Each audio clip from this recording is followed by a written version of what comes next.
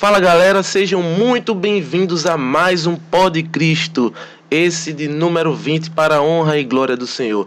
Se você já é inscrito no canal, Deus lhe abençoe, meu irmão. Muito obrigado pela sua ajuda. Mas se você chegou aqui agora e ainda não conhece o Pod Cristo, não sabe o que se trata, seja muito bem-vindo também. Deixa eu te explicar. Pod Cristo é um podcast no formato áudio e vídeo 100% católico, 100% cristão, onde a gente aborda aqui temas apenas relacionados à nossa fé católica. E aqui a gente recebe vários convidados de vários movimentos, a gente recebe aqui artistas, músicos, bandas, missões, missionários, pregadores, padres, comunidades de vida, missões, enfim, todas as pessoas que estão envolvidas no meio católico, na cena católica, a gente recebe aqui com muita alegria para conversar, para você conhecer um pouco da história também, para contar testemunho, para a gente dar risada, contar história engraçada. E isso é o Pod Cristo, é um podcast para toda a família, para você assistir na sala da sua casa, perto dos seus filhos, sem problema nenhum, só conteúdo saudável, só conteúdo tranquilo. A nossa principal missão é levar até você o entretenimento cristão, o entretenimento que evangeliza, né? Então, isso é o Pod Cristo. E se você chegou aqui agora, é novo, por favor, se inscreva no canal, assim você nos ajuda. Deixa lá também o seu like, deixa um comentário o que foi que você achou dessa conversa, se você concorda com alguma coisa, se você discorda, tá? E não esquece de compartilhar também esse podcast, tá? Manda lá o vídeo no grupo lá da família, manda também naquele grupo lá da igreja, para o pessoal conhecer, né? E a gente tá crescendo essa comunidade, a gente poder estar chegando a mais lares. Hoje um programa muito especial, né? Eu estou muito feliz aqui com a presença do nosso convidado, né?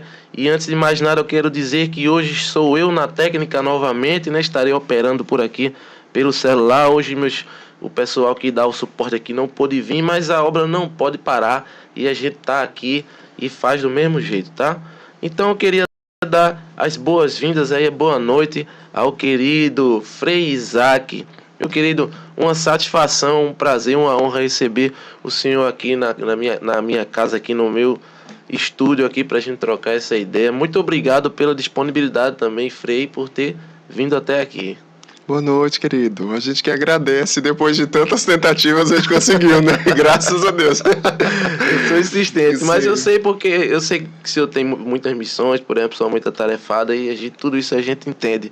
Não só o senhor, como todas as pessoas que a gente chama, né? Que a gente sabe que a messe é grande e poucos são os operários, então o pessoal tá sempre tocando em algum lugar, tá sempre em alguma missão, mas arruma um tempinho para vir aqui conversar com a gente, é uma maravilha. Sim, graças a Deus deu certo, mas a gente que agradece o convite de poder estar aqui trazendo a nossa comunidade, trazendo o nosso carisma, né? Então a gente se alegra pelo convite, a gente é que agradece, brigadão mesmo. Que maravilha. Frei, eu vou começar fazendo uma pergunta, que eu acho que muita gente pode até rir, né, da pergunta que eu vou fazer, tá? Porque realmente é uma coisa que eu tenho curiosidade e não sei, né?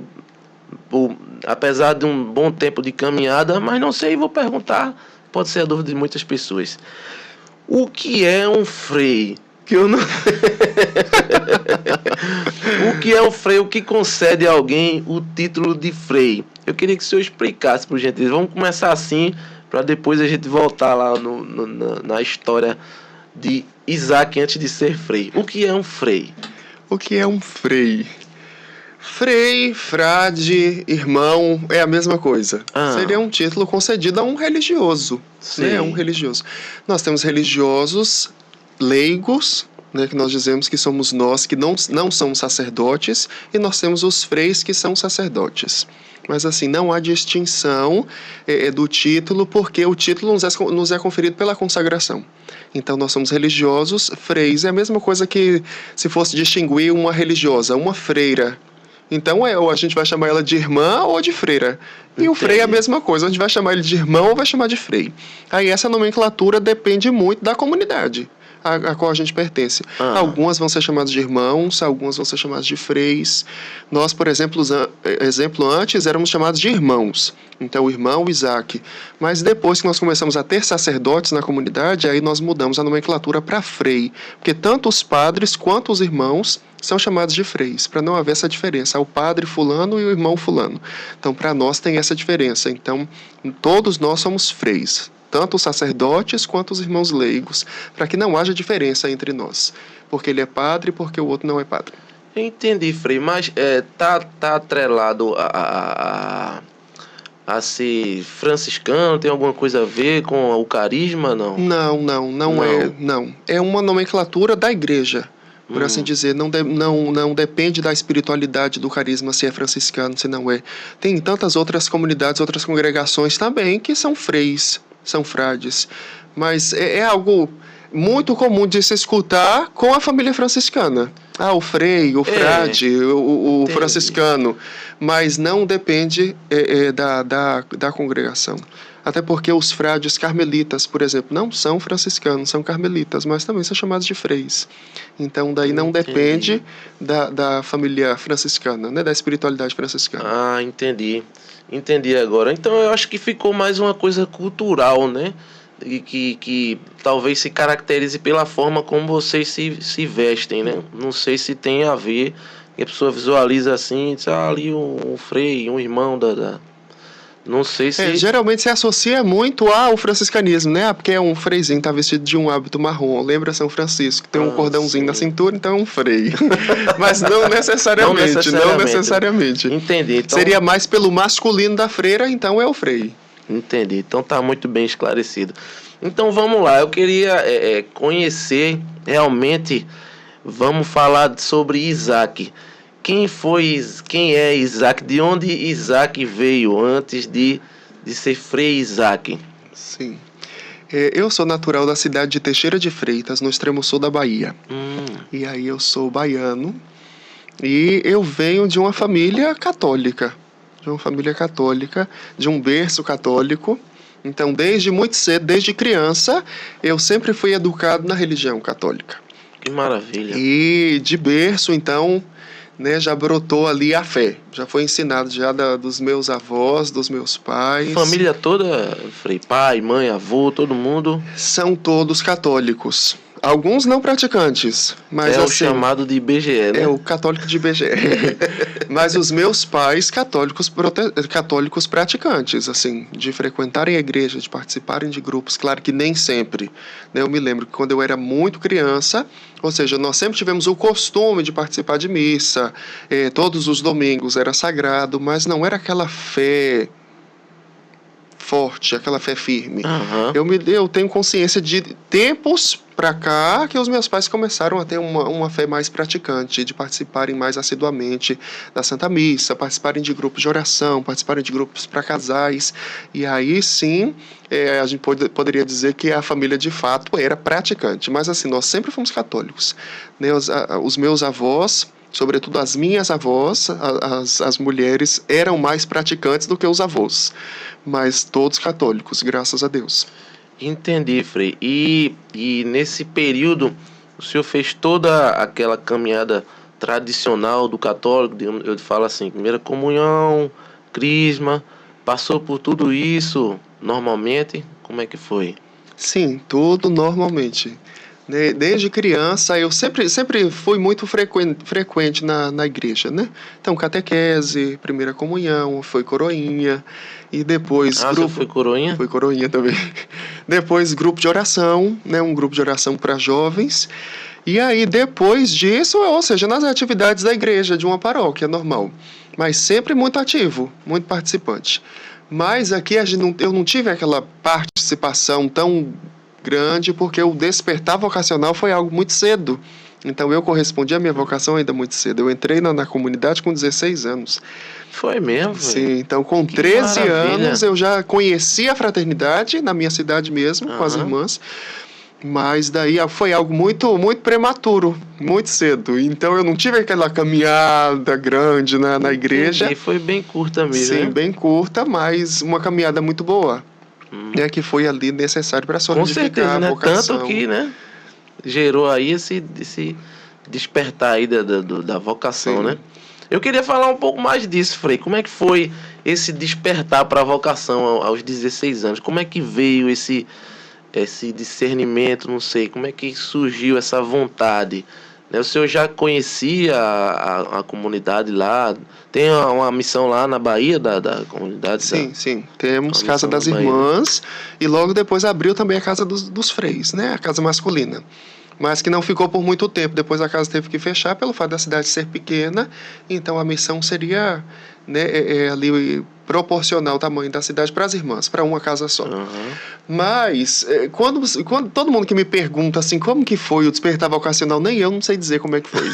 A gente não sabe explicar, assim, marcar a data exata, mas a gente sente que Deus está chamando para algo mais.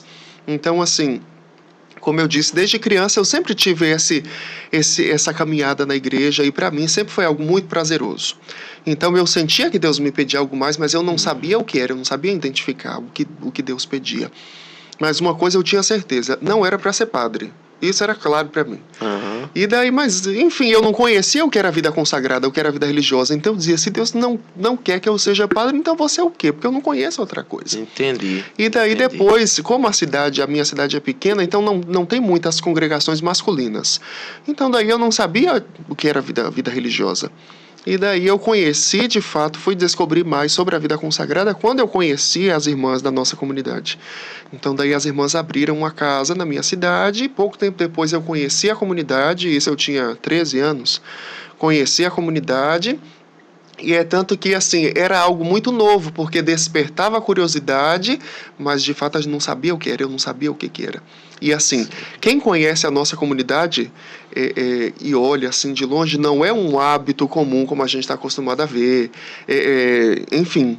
E eu estava acostumado com aquele tipo de religioso, aquelas religiosas que usam aquele véuzinho, aquele hábitozinho cinza. Então, o que é comum da gente ver nas congregações. É hábito, é que chama? Hábito. Isso é um hábito. Isso é um hábito. Entendi.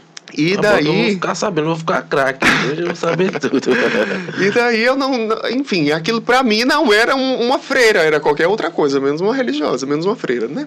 Porque eu estava acostumado com outro padrão, modelo, padrão, né? de freira, né? Entendi. E daí um dia a gente caminhando, isso eu já tinha conhecido a comunidade, acho que foi a primeira vez que eu fui visitar a casa das irmãs, caminhando ali, indo pra missa, a gente visitou a casa com mais um grupo de amigos da paróquia e depois de lá a gente foi participar da missa com as irmãs.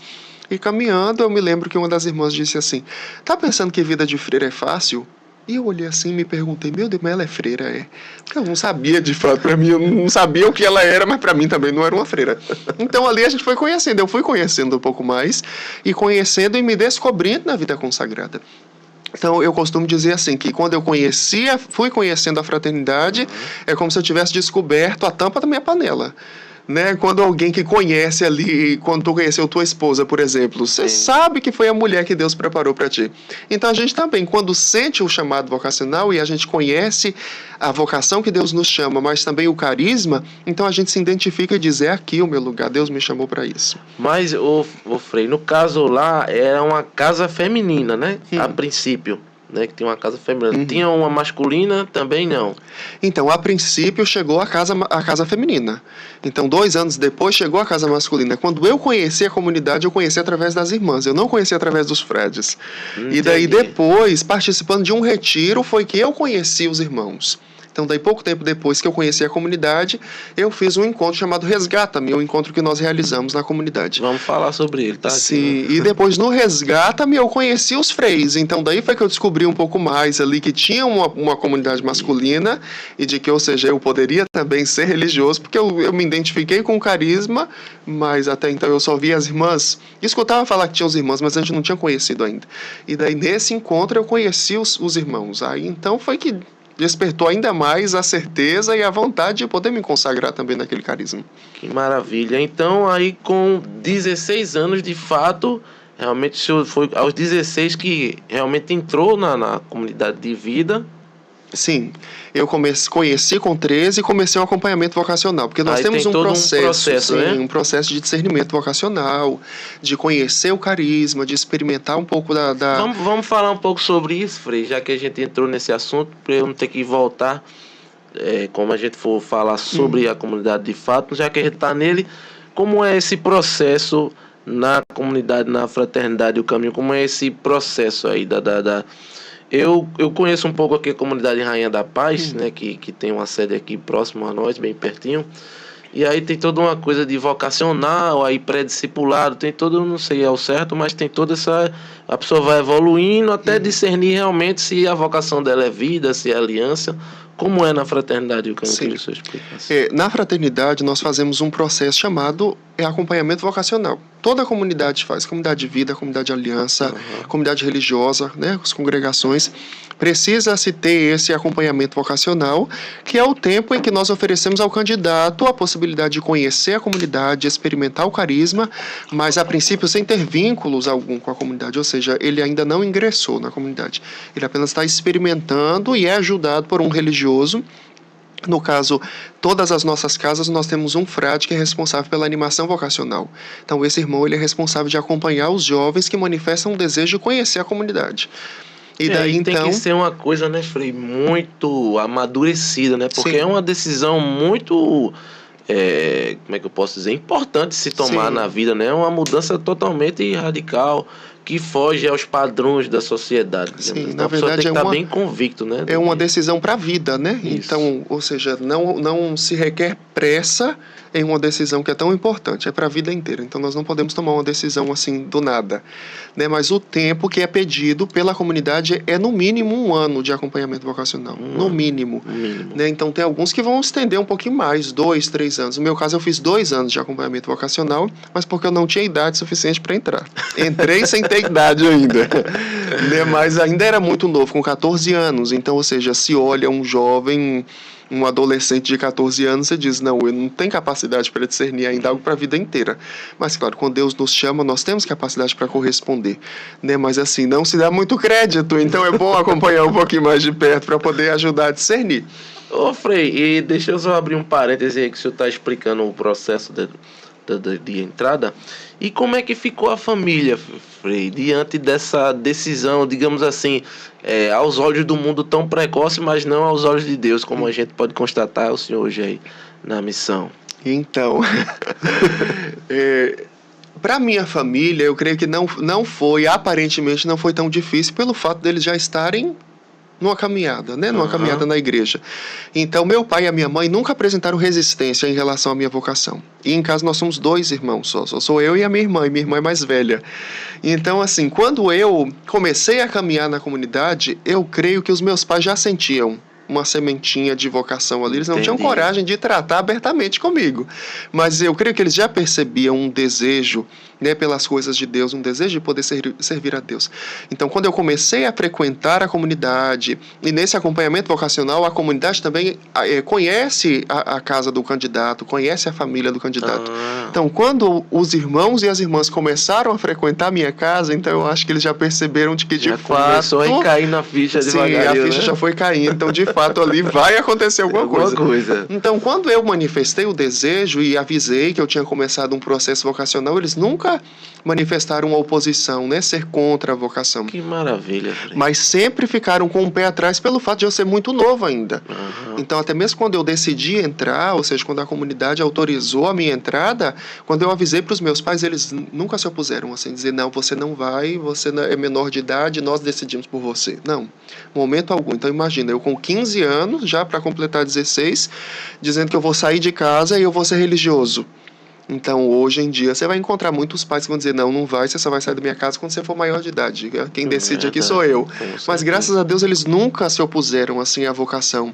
E até mesmo, eu creio que por poder confiar no processo vocacional que eu estava fazendo, no discernimento vocacional, e também por confiar em mim, né? De dizer assim, não, de fato, nós sabemos que ele tem capacidade para discernir sua vocação, mesmo sendo ainda muito jovem. Né? Talvez se eu fosse perguntar, os senhores querem que eu vá agora? Com certeza eu ia dizer, não, vamos esperar mais um pouquinho. Mas, assim, nunca foram contra, graças a Deus, assim, a minha vocação e a decisão de poder entrar na comunidade. Que bom. Que maravilha, Frei. Então, aí o senhor entrou, né, na comunidade e, como o senhor já falou aqui, a casa ficou por lá, mas foi por pouco tempo que ficou uma missãozinha lá. E nesse período o senhor ficou lá? 2 anos foi? Não, eu fiz o processo vocacional lá, na minha cidade. Mas o vocacional ainda é o momento onde nós estamos conhecendo ainda a comunidade. Não, de fato, não. Não entramos ainda. E foi quanto tempo de... 2 anos de vocacional. 2 anos. Depois, no final desses 2 anos, eu entrei, então. Mas como a casa masculina da minha cidade tinha fechado, então eu tive que ir para outro estado. Então eu saí da Bahia e fui entrar em Belém do Pará. É isso, né? Porque fechou. Sim, e teve que... Fechou. Nós tínhamos casas mais próximas lá. Tinha uma casa mais próxima em Minas, em Governador Valadares, mas os irmãos acharam melhor mandar para Belém do Pará pelo fato de eu ser de menor e lá a gente não ter problemas com a igreja. O bispo, no tempo já, Dom Alberto Taveira, então era muito próximo da comunidade, então as vocações de Belém do Pará e do interior do Pará entravam ainda muito jovens. Então ali já não se teria problema, mais um de 16 anos, porque ali a faixa etária já era aquela idade mesmo. Entendi. Então a gente não teria problema. Então a comunidade achou melhor me enviar para Belém do Pará para que eu pudesse entrar lá e começar o processo formativo. E o senhor ficou lá por quanto tempo? Eu fiquei no Pará 1 ano. 1 ano no Pará e depois eu fui para São Luís do Maranhão. No Pará eu fiz o meu aspirantado. Que a primeira etapa formativa da vida consagrada depende da comunidade. Isso. Mas para nós dividimos o aspirantado em 2 etapas. Nós chamamos a primeira etapa de vocacionado interno, que é o tempo onde o candidato ele ingressa e ele começa a fazer uma experiência interna conosco, já no processo formativo. E depois ele entra na segunda etapa, que de fato é o aspirantado propriamente dito. E essa primeira etapa, as 2 partes, é o total de 1 ano. Depois de 1 ano, o candidato ele entra no tempo do postulantado. E aí, para nós temos, o postulantado é 1 ano. Cada etapa formativa tem a sua casa respectiva. Ou seja, nós temos a casa de aspirantado. Depois, concluído o ano do aspirantado, o formando ele vai para a casa do postulantado, faz 1 ano de postulantado e depois nós vamos para o noviciado. Que aí a casa de noviciado é uma casa geral. Nós temos uma casa de formação, geralmente por região. Mas aí a casa de noviciado, ela é geral. Então, todas as casas vão para a mesma casa. Entendi. Que aí já é no Paraná, no interior do Paraná, na cidade chamada Corbélia. E daí lá nós nos unimos todos para fazer 1 ano de noviciado. Aí nós temos, como as outras etapas, um formador, que nós chamamos de mestre, é o mestre de noviços. E aí nós somos introduzidos naquilo que é próprio da vida consagrada. Então, nós iniciamos ali, propriamente dita, a vida consagrada. Aí já recebemos o hábito da nossa família religiosa, recebemos um símbolo branco, que é a corda que nós usamos na cintura, recebemos as insígnias da comunidade e começamos o processo de noviciado. Terminado o ano de noviciado canônico, que nós chamamos, nós saímos para uma experiência de noviciado apostólico. Nós vamos fazer uma experiência de apostolado ainda como noviços. E daí, antes, no meu tempo, quando eu fiz noviciado apostólico, nós éramos enviados para as diversas missões, já para viver de fato o apostolado. Hoje nós temos casas de formação para noviciado apostólico. Então os noviços eles são divididos em 3 casas e vão continuar ainda sob os cuidados de um formador, para poder continuar o processo formativo. E aí depois de 1 ano de noviciado apostólico, nós então somos admitidos para a profissão religiosa. E aí nós professamos os primeiros votos, né, que daí nós fazemos votos de pobreza, castidade e obediência, e a nossa comunidade acrescenta um 4º voto, que nós chamamos de voto mariano, que é o voto da disponibilidade. Que daí, como Maria, nós queremos ser disponíveis em tudo aos pobres, ao serviço do reino. E daí nós professamos, então, 4 votos. Os 3 que é pedidos, os 3 conselhos evangélicos pedidos pela igreja. E aí o Código de Direito Canônico permite a cada comunidade acrescentar um voto a mais, se é o desejo dos fundadores, para poder ajudar na vivência evangélica daquele carisma. Aí nós temos o voto da disponibilidade. E aí, feitos os primeiros votos, então, nós somos enviados em missões, para as missões, e aí depende muito. Nós recebemos cartas de obediência, que nós chamamos, e a obediência ela é válida por 3 anos. A não ser que o superior geral diga o contrário, né? Ou seja necessário mudar o irmão dali, ou seja necessário prorrogar ainda mais o tempo de obediência dele naquela missão, aí nós já ficamos aos cuidados dos superiores para nos mandarem onde for necessário. E esse período todo, Frei, desde realmente a decisão tomada, né, a entrada, até o estágio final, dura mais ou menos quanto tempo? O estágio final, assim, o senhor já cumpriu todas as... Ou ainda tem alguma coisa ainda? Então, nós temos até os votos simples, que é a formação inicial que nós chamamos, são 4 anos. Desde o aspirantado da entrada até a profissão dos votos simples são 4 anos. Depois nós temos dos votos simples até os votos perpétuos, que a igreja chama de juniorato, né, onde nós somos junioristas, porque a cada ano nós renovamos os votos até a profissão de votos perpétuos. A igreja pede no mínimo 3 anos, né, rege o Código de Direito Canônico. Mas para nós, na fraternidade, são 6 anos, até a profissão perpétua. Então nós renovamos os votos por 6 anos e aí nós fazemos os votos perpétuos. Eu ainda não tenho votos perpétuos, estou me preparando para isso. Por mais que já tenha tempo, mas ainda não tenho, porque os votos perpétuos para nós ainda é uma coisa nova na comunidade. Nós temos apenas uma turma de votos perpétuos. Entendi. E aí nós seríamos, no caso, a segunda turma, agora já se preparando para a profissão. E daí esse seria o tempo. Então, desde a formação inicial até a profissão dos votos perpétuos, são mais ou menos 10 anos. 10 anos. 10 anos. Que maravilha. Onde é a sede? Existe uma sede, a primeira casa, digamos assim? Sim, nós temos a Casa Mãe, está em São Paulo. Sim. São Paulo. Nossa fundação é de São Paulo. Nosso fundador pertencia a uma congregação chamada Oblatos de Maria Imaculada. E daí o padre, essa congregação tinha uma casa em São Paulo, na periferia de São Paulo. E daí o nosso fundador, ele foi posto nessa igreja, nessa paróquia. E daí o padre começou um trabalho e ali na periferia de São Paulo surgiu então a nossa comunidade.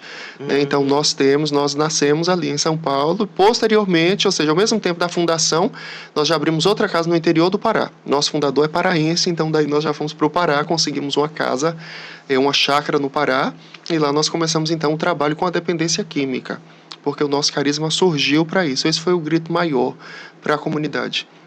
Então nós dizemos que nós nascemos de um grito de um dependente químico.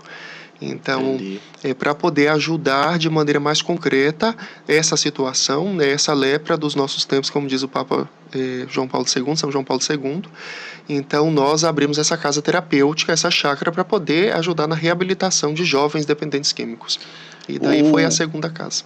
É um padre, é o fundador, é? É um sacerdote. Padre Gilson Sobreiro se chama. O padre, ele é natural de Santa Maria do Pará, uma cidadezinha do interior do Pará. Sim, e quando fundou a comunidade já era sacerdote da congregação dos Oblatos. Então daí o padre, ele se desliga dos Oblatos para poder vir então para fundar a comunidade, né, a nossa fraternidade. Que maravilha. Então vamos falar agora, Frei, de fato realmente da comunidade e das missões. Quando foi que o senhor veio para cá, para a missão aqui em Recife? Eu cheguei na missão do Recife o ano passado. Faz pouco tempo, sim, faz pouco tempo que eu estou em Recife. Já conhecia a Pernambuco? Não conhecia, foi a primeira vez. Então eu estava anteriormente na missão do Paraguai, nós temos casa no Paraguai também. E aí no Paraguai eu morei por 3 anos. Juninho falou. Sim. E Júnior morou comigo no Paraguai. Foi? Sim, ele fez uma experiência de missão como missionário e morou na mesma casa que eu. E aí, eu morei 3 anos no Paraguai, em Assunção, na capital do Paraguai. E depois de lá eu vim para cá, no início do ano passado. Cheguei aqui em janeiro do ano passado com mais 2 frades que também vieram comigo do Paraguai. Nós viemos em 3 do Paraguai para a missão de Pernambuco. E são 4 agora aqui, né? Atualmente nós somos 4. 4, né? Sim, somos 4 frades. Entendi, que maravilha. E aí, o senhor veio pra cá, chegou aqui, então houve uma troca, alguém foi pra outra, ou aqui, como é? Não tinha? Porque Sim. Tem 15 anos aqui, né? Sim, 15 anos. Missão. Mas como a fraternidade ela é missionária, então nós turnamos as missões, então nós não passamos muito tempo numa missão. Como eu disse, nós recebemos a carta de obediência, ela é válida por 3 anos. Então, daí nós passamos mais ou menos esse tempo em cada missão. Às vezes até menos. Agora mesmo, eu vou fazer 2 anos na missão e eu já recebi uma nova carta de obediência. Então, próximo ano, em janeiro, eu já estou indo para uma outra missão. Já estou indo para São Paulo.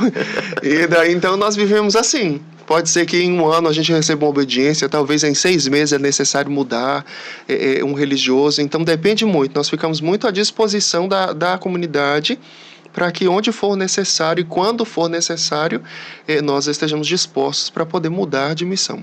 Mas aí nós ficamos nessa, de turnar os irmãos, né? Então, nós chamamos de transferências. Então, nós somos transferidos, né? Depois de um determinado tempo de missão, nós somos transferidos para poder fazer missão em outro lugar agora. E assim é a vida do missionário. Ô, Frei, eu queria que o senhor falasse das missões que a comunidade ela realiza. O senhor já falou aí que tem esse trabalho, esse olhar voltado para o dependente químico, que é maravilhoso. Eu queria que o senhor falasse mais um pouco sobre isso e um pouco sobre as outras missões também. Sim. Nós costumamos dizer que a fraternidade ela é uma comunidade plurivocacional. Ela tem lugar para todo mundo na comunidade. E aí nós começamos com missões. Por exemplo, nós começamos, como o foco da comunidade no início era a dependência química, então onde nós iríamos encontrar os dependentes químicos? Nas ruas, nas cadeias, nas zonas que nós chamamos, né, que são zonas de uso de droga, ou lugar de prostituição. Então nós começamos a fazer pastorais, que nós chamamos, são missões que nós chamamos de pastorais na comunidade. Então daí nós começamos a ir para as ruas, então nós já fizemos a pastoral de rua, que também é conhecida como Missão Anauim. Depois nós começamos a fazer pastoral carcerária, que é a missão Dimas, e aí nós fomos para os presídios. Depois nós temos também missões com mulheres ou homens também em situação de prostituição, que nós chamamos missão Madalenas.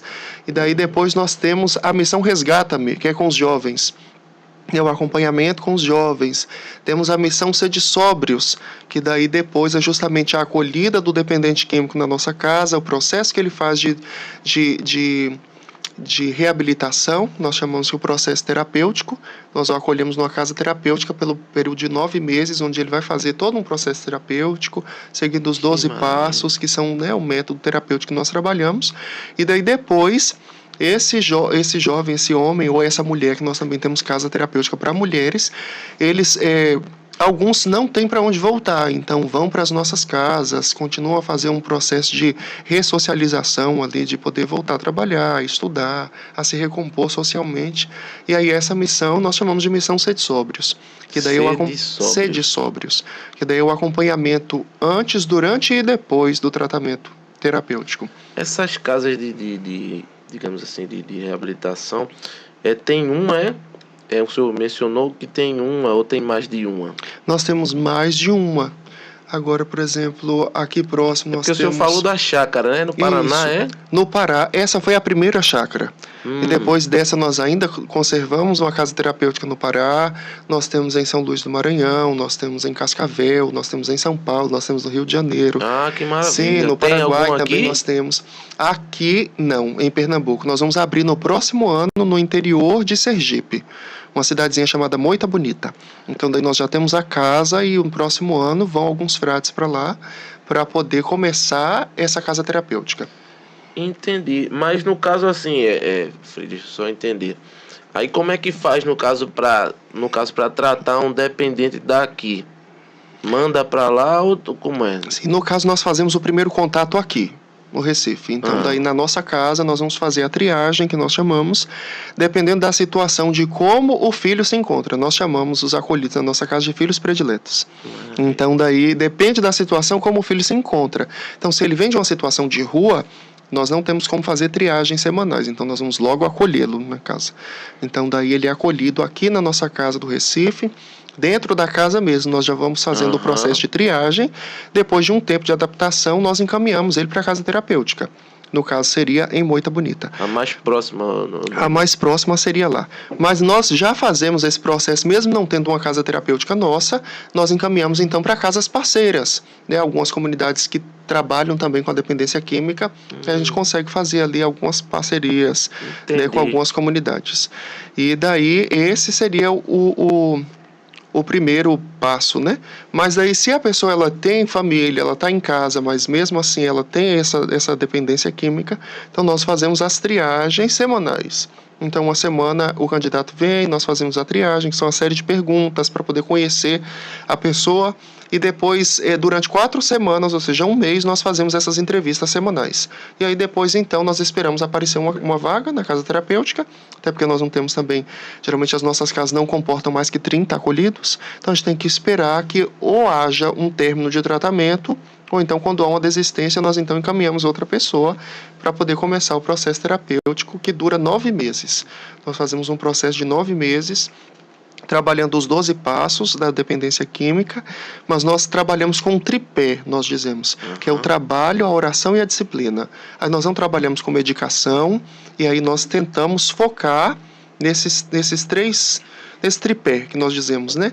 Aí é o trabalho, nós temos a laborterapia, que é o trabalho mesmo ali braçal, manual, porque a desintoxicação da dependência química acontece através do suor. Então, quanto mais o homem ou a mulher suar, mais ele vai conseguir fazer esse processo de desintoxicação. Entendi.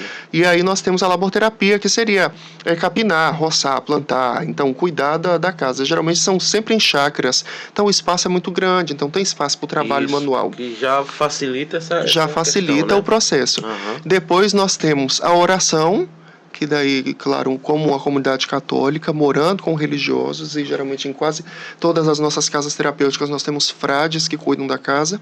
Então, daí nós oferecemos essa vida nova sustentada na oração. Então, daí nós temos todo um ritmo de oração. Nós introduzimos os filhos nessa vida de oração. Então, rezam um terço mariano todos os dias, rezam um terço da providência. Quando possível, dependendo da localidade, participam da Santa Missa. Depois, nós temos adoração ao Santíssimo. Então, todas as nossas casas nós temos uma capela particular. Então, nós estimulamos os filhos a frequentarem a capela, a rezarem, a poder ter uma vida com a palavra. Então, todos os dias pela manhã, eles têm a oração da manhã, a oração da noite. Então, eles fazem meditação dos salmos, da palavra de Deus. E depois nós temos a disciplina, que é uma coisa que a drogadição, sobretudo aqueles que vêm de situação de rua, mesmo aqueles que não estão na rua, se desacostumam, são com um cronograma, uma rotina. Então acordam a hora que querem, dormem a hora que querem, troca a noite pelo dia, o dia pela noite. Então, sobretudo, a rua desumaniza a pessoa. Então, daí nós tentamos... Tira a dignidade, sim, tira a dignidade. Fica ali suja, varando noite, na rua, jogando. Sim. Então, daí nós buscamos também no processo terapêutico ajudá-la nessa questão da disciplina. Ela precisa se disciplinar a partir de agora. Então, nós temos horário para tudo na casa. O sino toca para acordar e o sino toca para se recolher. Uma vida regrada. Uma vida regrada. Então, a hora para tudo. Fora do horário não se pode fazer nada. Aí, se acontece, nós temos as disciplinas que nós dizemos. Você vai ter tantos dias de louça para lavar louça. Então, o filho ele tem que aprender com aquela disciplina. 3 disciplinas já é uma advertência. Com 3 advertências, você vai ser pedido para se retirar da casa terapêutica, porque de fato a pessoa precisa se conscientizar de que ela precisa mudar. Então, ou seja, não é a casa terapêutica que vai mudar ela, que precisa se adequar, se adaptar, porque ela precisa se ressocializar. Então, uma coisa que a drogadição, pela experiência que nós temos, tira de uma pessoa é a sua dignidade como ser humano, como filho de Deus. Então, é isso que nós buscamos recobrar para a pessoa, esse sentido de vida, de que ela tem valor, ela é um homem ou uma mulher de Deus, ela é um filho de Deus, então ela pode viver uma vida, voltar a viver uma vida saudável. Nós sabemos que um dependente químico, a dependência química, nós dizemos, é uma doença incurável e fatal. Então, ela é progressiva, ela é incurável, ela é fatal. Então, ela não tem cura, a dependência química, mas ela tem solução. A pessoa ela pode ser um dependente químico, não em uso, mas ela vai continuar sendo dependente químico, mas ela pode viver uma vida nova, sem a droga. Ela vai continuar ali, talvez, quem sabe, vai ter suas crises de abstinência, vai continuar com aquele desejo, mas ela pode ser alguém livre daquela escravidão que é a drogadição. Entendi, Frei. E como é a questão da demanda? Eu penso que deve ter muita demanda, né? Porque tem muita gente nessa situação de rua, muita gente viciado em droga. E como é que é essa demanda? Muita gente querendo se tratar, Frei, como é que é? Então, aqui, como nós não temos casa terapêutica, então o trabalho terapêutico não é tão conhecido aqui na Missão do Recife. Entendi. Mas eu digo por experiência no Paraguai. Lá no Paraguai nós tínhamos uma casa terapêutica e aí a casa onde eu morava era responsável de fazer essas triagens. Então o processo terapêutico lá já era muito conhecido. Então o país inteiro praticamente conhecia, porque o Paraguai não é um país tão grande, é um país pequeno. Então o país inteiro conhecia e nós recebíamos jovens de todos os lugares do país para poder fazer esse processo terapêutico conosco. Então a demanda era muito grande.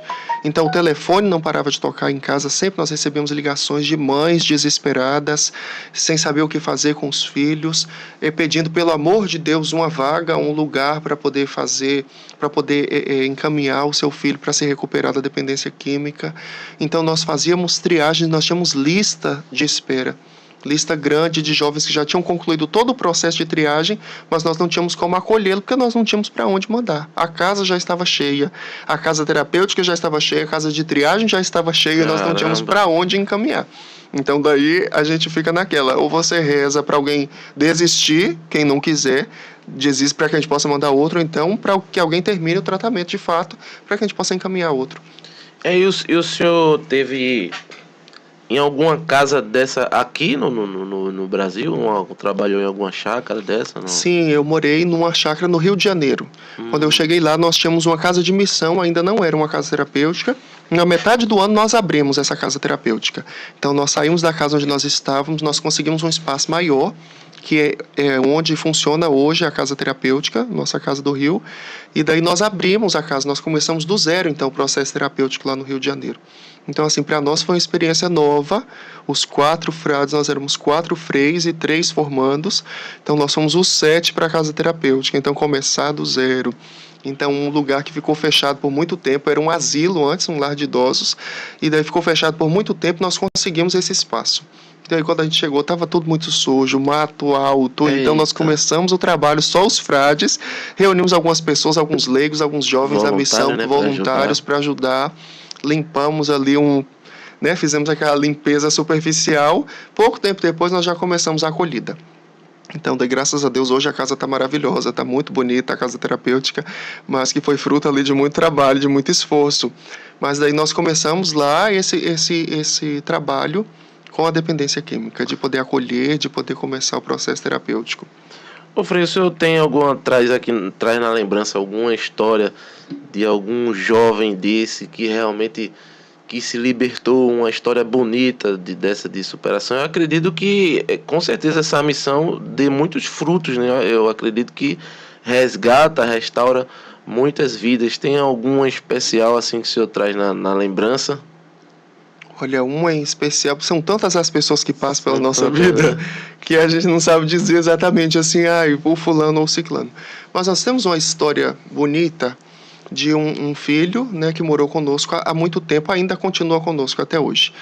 Mas que ele foi acolhido na nossa casa terapêutica, fez o processo terapêutico e saiu de uma vida de drogadição, de uma vida de criminalidade, de fato, coisa pesada assim.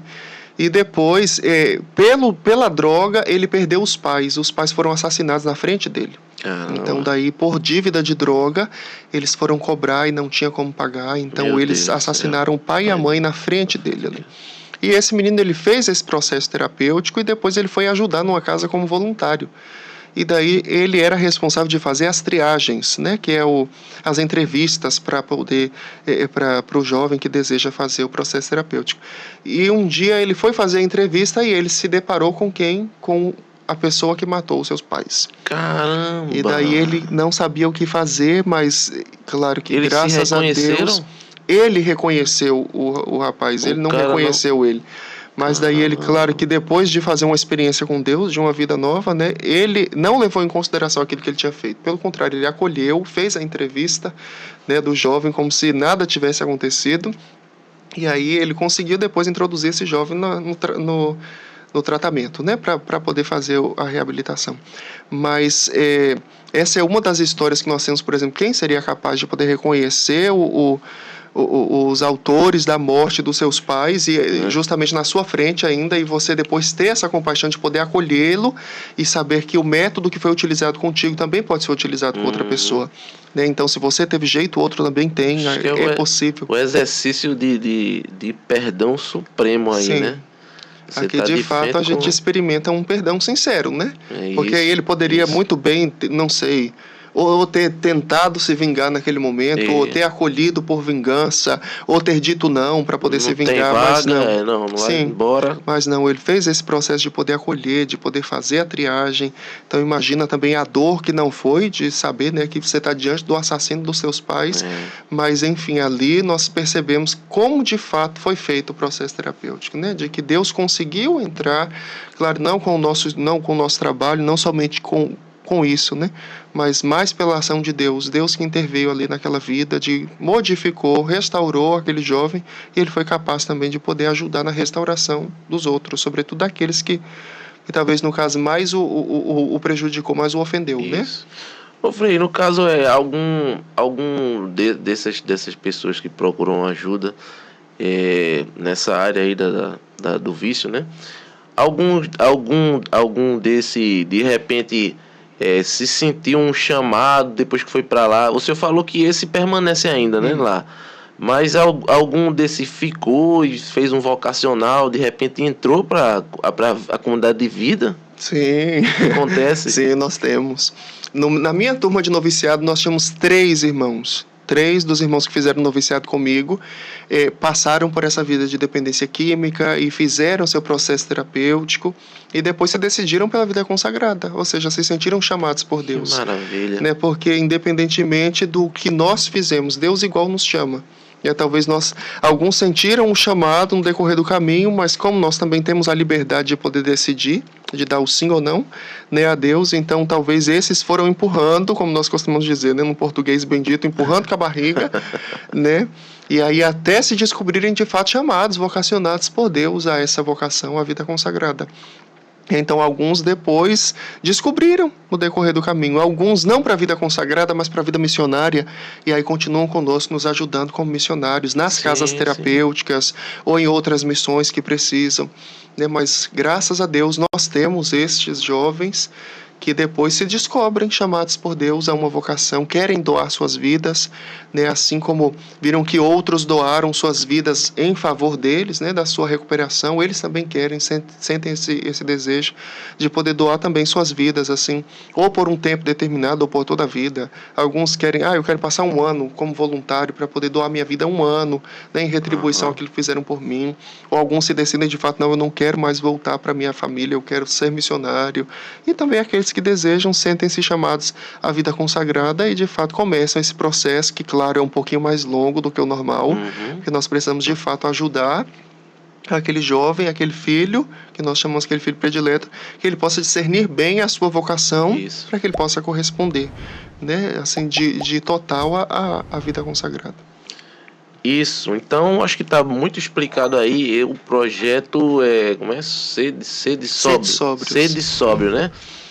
Show, esse é um dos carros-chefes, eu diria assim, da comunidade, né? Sim. O que mais, Frei? Na área social eu sei que tem muita coisa aí também. Além desse, eu vi lá que tem, vocês fazem sopa, né? Distribuem alimentos e tal. Esse é qual? Sim, essa é a missão Anauim. Nós chamamos pastoral de rua. Sim, é a pastoral de rua. Como é que é feito esse aí? Vamos falar desse. Então, aqui na Missão do Recife, nós temos 3 pastorais semanais. 3 pastorais. Na segunda-feira e na terça, pela manhã, nós servimos o café da manhã. Na terça-feira, 3 vezes por mês, ou seja, 3 terças-feiras nós servimos o café. Na última terça-feira do mês, nós servimos o almoço. E aí nós temos uma casa, na rua da nossa casa mesmo, um casarão lá que foi cedido para nós, para essas atividades. Então daí nós aproveitamos o espaço para poder preparar o alimento e servir. Aí nessas terça-feira nós temos corte de cabelo, banho, e aí depois o café da manhã ou o almoço. E na quinta-feira... Acolhe lá, né, as pessoas lá na casa, isso, acolhe nessa casa. Que é uma outra casa que foi... Isso, é uma outra casa que, assim, cedem para nós, para esse trabalho, né? Entendi. E daí nós lá oferecemos o banho, o corte de cabelo, nós temos voluntários que vão cortar o cabelo, nós preparamos o café da manhã, quando é a terça-feira do almoço, o almoço, e servimos o almoço também. E na quinta-feira à noite nós temos também a pastoral. Nós saímos às 7 da noite da nossa casa, nós preparamos uma sopa, um caldo de macaxeira com carne moída, eu vi lá na reportagem. O famoso caldo. Depois da entrevista lá com a rede de televisão, nós então começamos ficou famoso o nosso caldo de macaxeira com carne. Mas aí nós temos esse caldo de macaxeira que nós servimos, às vezes cuscuz também, nós fazemos um cuscuz bem recheado, levamos. E à noite nós temos essa pastoral, que seria também ir ao encontro dos pobres. O intuito da pastoral de rua é esse, nós vamos não levar comida somente para o pobre, nós vamos levar Deus, né? É isso que eu ia Então nós queremos ser sinal de Deus no meio dos pobres. E claro, como eu disse o intuito da pastoral foi essa, nós íamos ao encontro dos pobres para tentar resgatá-los, para poder fazerem a recuperação, dar dignidade outra vez. Né? Então daí nós vamos para levar a palavra de Deus, mas também para poder conversar, para escutar, para poder estar junto com os pobres. Nós alimentamos o corpo, mas o intuito é alimentar a alma, é levar Deus. É isso que eu ia saber. Tem também essa evangelização, eu diria, né? Essa conversa, isso acontece ali no mano a mano, né? De um para um. Como acontece ali. Nós fazemos um momento de oração conduzido com todos. Aí no caso depois, tem os voluntários também, né? Temos que vão junto, né? Vai os freios, os frades e o pessoal vai. Aí junto, nós temos os leigos de aliança, que a comunidade também ela tem leigos de aliança que são associados ao carisma também. Nós temos a Juventude Caminho também, são jovens que depois que fazem esse retiro, Resgata-me, continuam conosco, dão continuidade, né? Participando das atividades, né? Da comunidade como Juventude Caminho. Mas nós temos também aqueles que querem, os voluntários, amigos, que querem ir fazer a pastoral, querem estar conosco. Então nós nos juntamos todos, geralmente mais na quinta-feira, porque a pastoral da segunda e da terça é pela manhã. Então nem todo mundo dispõe de tempo para estar conosco. Mas aí na quinta-feira à noite nós já temos uma quantidade maior de pessoas. E daí ajudam na preparação, depois ajudam na distribuição e também já estão acostumados com o ritmo da pastoral de rua, então já se sentem mais à vontade para estar com os pobres, para sentar, para conversar, para escutar, né? Então é mais ou menos assim a dinâmica da nossa pastoral. E é sempre ali na Maciel, é na Maciel Pinheiro, é? Não. Isso, nós saímos da nossa casa. A pastoral da quinta-feira nós saímos da nossa casa, passamos no Largo da Santa Cruz, em frente à igreja da Santa Cruz, e descemos para Maciel Pinheiro. Aí agora a gente tem terminado a pastoral lá. Antes nós conseguíamos chegar até a Praça do Diário. Mas agora a comida não é suficiente porque o número de moradores de rua cresceu demais com a pandemia. Isso. Então, triplicou o número de filhos, né? Então, imagina a quantidade de comida que nós conseguimos alcançar desde a nossa casa até a Praça do Diário, que é um percurso grandinho até. Nós agora conseguimos chegar apenas na Maciel Pinheiro, porque ali o número, né? de moradores de rua já está grande demais. A praça está lotada à noite. O pessoal já sabe, né? E já vai para lá esperar, já ficam esperando. Então, quando a gente chega lá, já está todo mundo esperando, vem a gente chegando, já forma uma fila, e aí ali a gente faz a oração, depois já começa a servir, enquanto uns vão servindo, a gente já vai ali procurando alguém para poder conversar, e assim é a dinâmica ali que nós utilizamos. Eu percebi, Frei, que de uns tempos para cá, né, claro que isso já existia, mas eu acredito que tenha se intensificado, né? Se intensificou muito essas ações, né, do pessoal ir e levar uma refeição ali pelo centro da cidade, né, em vários pontos, né? Ali na Rua do Imperador mesmo tem muito também, na própria Maciel Pinheiro, na Praça do Diário, né? Várias, não só a comunidade, como várias pessoas, missões, e eu acho que até de várias denominações de outras religiões têm feito esse trabalho lá, né? O senhor também tem percebido essa crescente, porque o senhor chegou aqui ano passado, foi isso? Sim, ano passado. Mas é justamente de algum tempo. Sim, tem crescido, né? Sobretudo depois da pandemia, porque nós tivemos essa experiência, porque nós começamos a fazer a pastoral, digo depois que eu cheguei aqui, e daí nós percebemos que depois, claro, nós tivemos que parar todas as atividades, mas quando nós já conseguimos voltar às atividades, nós nos encontramos com muitos grupos que queriam também fazer o bem. Alguns não sabiam como, então só preparava alimento, chegava, parava o carro, entregava e já saía. Claro que alguns com medo, né, por causa da pandemia, é uma coisa muito incerta ainda. Mas ainda hoje nós temos muitas comunidades. E assim, o interessante é que não são somente comunidades católicas. Nós encontramos comunidades evangélicas, nós encontramos espíritas, nós encontramos de todas as denominações. Nós percebemos que são sempre com o mesmo intuito, fazer o bem. Fazer o bem, né? Dar de comer a quem tem fome, né? E é interessante, né? Essa união, porque é para fazer o bem, né? Sim. A gente dá as mãos e vai lá e faz, né? Sim, assim, várias vezes nós temos essa... nós encontramos, né, pessoas assim, de outra comunidade, de outra denominação, e param ali, a gente troca uma ideia, a gente conversa. Há missões onde nós unimos forças, então, para poder fazer um serviço melhor aos pobres, né? Nós já tivemos missões, eu já passei por missões onde nós tínhamos espíritas que faziam pastoral conosco, né? Então sabiam que nós servíamos os pobres, então queriam somar forças conosco. E ali nós acolhíamos, claro, cada um na sua religião, né, no seu credo, na sua crença, mas no momento de fazer o bem, então ali eu creio que mais do que levar em consideração o credo, a crença de cada um, nós precisamos ter como prioridade aquele que está precisando naquele momento, né? Então, daí, o pobre de rua, ele não quer saber qual é o seu credo, qual é a sua denominação. Ele quer ser ajudado, ele tem fome, ele tem sede, ele tem frio, né? Então, daí, nesse momento, nós unimos forças. E daí nós temos encontrado muitas denominações. E, claro, algumas não muito acolhedoras, não acolhem outro tipo de denominação. Entendi. Mas outros são muito abertos, então conversam conosco, procuram saber como que é o nosso método de trabalho, como que a gente poderia ajudar, ou como eles poderiam nos ajudar. Então, graças a Deus, tem muitas pessoas que ajudam. Eles chamam de comunidades na rua. Então, a comunidade. Então, daí... nós encontramos muitas comunidades, né, quando nós estamos ali distribuindo alimento, que chegam também para um carro, distribuem a comida, e aí nós seguimos mais adiante. Então, na Maciel Pinheiro e na Praça do Diário, são muitas comunidades que chegam lá, né, muitos grupos que vão para poder servir o alimento, para poder levar uma água, um suco, para poder levar uma comida quente, para poder levar um agasalho em tempo de frio, em tempo de chuva. Então, é muito bonito esse trabalho. Nós temos contemplado isso assim nas ruas, né, quando nós saímos para pastorar. Isso, que maravilha. Ô, Frei, vamos falar um pouco sobre o resgate também, explicar o que é o resgate também aí para esse pessoal aí, para a juventude aí que não conhece. É direcionado para os jovens? Não propriamente dito, ou seja, o alvo maior, né, que nós temos é os jovens, mas o retiro ele é aberto para todos, né? Nós temos a partir dos 15 anos de idade que é permitido fazer o resgate, mas não tem uma idade limite, né? Mas assim, o público-alvo são os jovens. O resgate ele é um retiro voltado para a dependência química, para essa situação de drogadição. É muito forte para quem faz. Não necessariamente, mas, ou seja, é muito forte para quem se encontra nessa situação. Mas é um encontro querigmático, um retiro de encontro com Deus. Então, é um retiro forte, marcado por momentos fortes de oração, de pregação, de testemunho. E aí nós temos teatro, enfim. É um retiro muito dinâmico. Então, só quem faz sabe. Nós costumamos guardar segredo no resgate. Então, quem faz resgate não pode contar para ninguém o que acontece.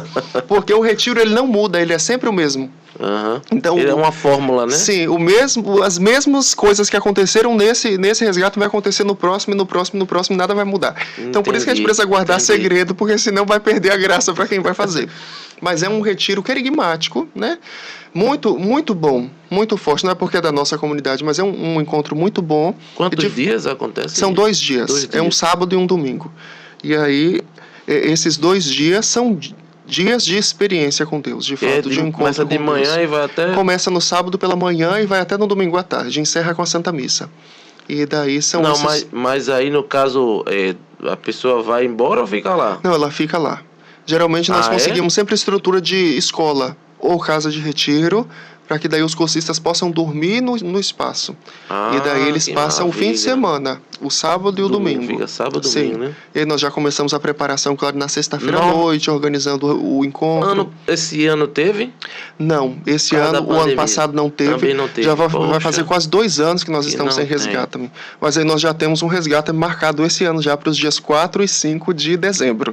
Aí nós já voltamos o resgate. Vai ser para um número reduzido de pessoas, com todos os cuidados. Nós ainda não temos local definido. A data já está definida, mas o local ainda não foi determinado. E aí abre inscrição, para quem quiser participar? Isso, aí nós fazemos as inscrições. Claro que esse vai ter limite, né, de inscrições. Nós vamos abrir somente para 60 cursistas, que nós chamamos. Geralmente o resgate ele é feito para 150, para 200 pessoas. Mas esse, pelo fato da pandemia, nós estamos voltando aos poucos às atividades, sobretudo o resgate. Então nós limitamos para 60 pessoas. Então, daí nós vamos abrir o dia de inscrição, vai ser um dia só de inscrição, no dia 13 de novembro. Vai ser um dia só? Um dia só de inscrição. E daí a pessoa ela vai poder fazer a sua inscrição e a inscrição de mais um. E daí nós vamos estar lá fazendo já as inscrições para esse próximo resgate. E como é que faz a inscrição? Nós vamos ter, no dia 13, um encontro. A cada 15 dias nós fazemos um encontro, chamado Encontro Fraternal. Então nós reunimos a comunidade, quem quer participar também. Aí vem o pessoal que é aliança, né? O pessoal Isso, a comunidade aliança, a juventude, aí os freis. Então nós nos encontramos para uma tarde de oração, de espiritualidade. Lá na Casa da Missão? Isso nós fazemos nessa mesma casa onde nós preparamos a pastoral de rua, que é bem na rua da nossa casa mesmo, na Rua de São Gonçalo. Nós temos a Rua de Santa Cruz, acabando a Rua de Santa Cruz é a Rua de São Gonçalo. Só muda o nome, mas é a mesma rua ainda. É a mesma rua, entendi. Isso. E daí nós temos esse espaço que nós estamos utilizando por enquanto. É ali perto da padaria Santa Cruz, mas para lá um pouquinho. Passando um pouquinho. Fica em frente à igreja de São Gonçalo, na mesma rua de casa, sentido IMIP ali. Essa igreja é uma que fica bem de frente. Isso, assim, essa mesmo. Aí na lateral, assim, de frente à igreja tem um espaço grande, uma casa. Né, do lado praticamente. Isso, ali mais ou menos, próximo. E daí lá nós fazemos esse encontro fraternal. Então no dia 13 nós vamos ter um encontro fraternal às 3 da tarde, logo após, às 17 horas, nós vamos começar as inscrições. Então já vai estar um grupo lá para poder receber as inscrições. E vai ser só lá presencial, é? A inscrição só presencial. E daí a pessoa que vai se inscrever, ela pode fazer a sua inscrição e de mais uma pessoa, para poder deixar também espaço para os demais, né? Porque o resgate é um encontro muito conhecido. Então daí muitas pessoas querem fazer. E depois de quase 2 anos sem resgate-me, então a gente vai ter que limitar bem, né? Sim. Já está todo mundo aí ansioso para abrir as inscrições. Tem um valor, Frei? Sim, tem um valor. O valor está para custear, para custear o encontro. Claro que nós não cobramos tudo aquilo que nós vamos utilizar, porque nós também conseguimos providência, doações, para não poder sair um encontro tão caro, para que todos possam ter acesso. Isso. Né? Mas esse encontro vai ser R$25 para um fim de semana. É muito bom, o valor é bem... É acessível. É muito acessível. Sim. E daí são 2 dias de encontro, mas é um encontro muito bom. E daí, de fato, o Resgata-me, ou seja, a comunidade, a nossa fraternidade, ela nasceu de um encontro parecido com o Resgata-me. Né? Então, o nosso fundador, ele foi chamado para poder celebrar um encontro. O encontro chamava ECM, Experiência Cristã Missionária. E daí o padre ele disse que sim, ele poderia celebrar o encontro com uma condição, de que ele participasse do encontro, mas que ninguém soubesse que ele era padre. Ele queria participar como qualquer outro cursista. Então daí, claro, os jovens disseram, não, tá ótimo, então o senhor pode participar, desde que o senhor celebre a Santa Missa de encerramento, né? E daí o padre ele foi para esse encontro. E daí a estrutura do ECM é muito parecida com a estrutura do Resgata-me. Então daí por isso que nós conservamos muita coisa desse encontro até hoje. E o Resgata-me ele é vital para nós como comunidade, porque nos faz voltar às origens, né, às nossas raízes. Então, daí, é marcante, né, na história É marcante tanto para quem faz quanto para nós, que já fizemos há muitos anos, já repetimos essa experiência várias vezes, mas, ou seja, nós fomos marcados quando fizemos o nosso Resgata-me, mas nós ainda continuamos sendo marcados pela experiência de outros. E nós conseguimos perceber no Resgata-me a experiência dos jovens que fazem, e aquilo também nos faz lembrar a nossa experiência com Deus, né? Ô, Frei, me diga uma coisa, as pessoas que participam do Resgata-me, elas podem posteriormente servir no outro, ajudar servindo? Esse é o intuito. O jovem ele faz o Resgata-me, se ele quiser continuar conosco, ele vai começar a fazer parte da Juventude Caminho. Então daí ele vai começar a ter formações, a participar das espiritualidades da juventude, e depois no próximo Resgata-me ele já pode servir. E daí no Resgata-me nós temos vários ministérios. Então tem ministério de cozinha, de ordem, de sala, de intercessão, de teatro, de dança, de música. Então a pessoa ela pode escolher o ministério que ela mais se identifica, e ali ela vai começar a caminhar com aquele ministério. E daí eles vão começar a se preparar já para um próximo Resgata-me. E quem faz uma vez, só pode fazer uma vez, né? Só pode fazer uma vez. Depois nós temos outro encontro que é chamado Resgatão. O Resgatão, ele é para quem já fez Resgatão. Sim. Então, nós fazemos 4 resgatos por ano. Uma vontade danada, aí tem um resgatão. Vai fazer o Resgatão. Uma aliviada, né? Sim. Então, nós fazemos 4 resgatos por ano. Ou seja, antes da pandemia, nós fazíamos 4 resgates por ano. Todas as missões, nós fazemos no mínimo 4 resgates por ano. Então, ou seja, a cada 3 meses nós temos um resgate. E depois, a cada 2 anos, um resgatão. Então, ou seja, a cada 8 resgates nós fazemos um resgatão. Que é justamente para ter um público, porque nem todos que fazem o resgatame continuam conosco. Tem muitos jovens que vêm de paróquia, então, ou seja, então nós estimulamos, se o jovem ele tem a sua paróquia, ele volte para a sua paróquia. Então ele vem fazer essa experiência, lá, né? Ele fez aquela experiência no fim de semana, então que ele volte para a paróquia, para que ele possa ajudar na sua paróquia. Mas muitos dos jovens que vêm conosco não têm paróquia.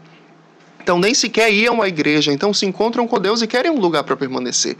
Então, daí nós abrimos as portas da comunidade para que aquele jovem ele possa ter essa experiência de uma comunidade, de poder ter um grupo com que ele possa caminhar.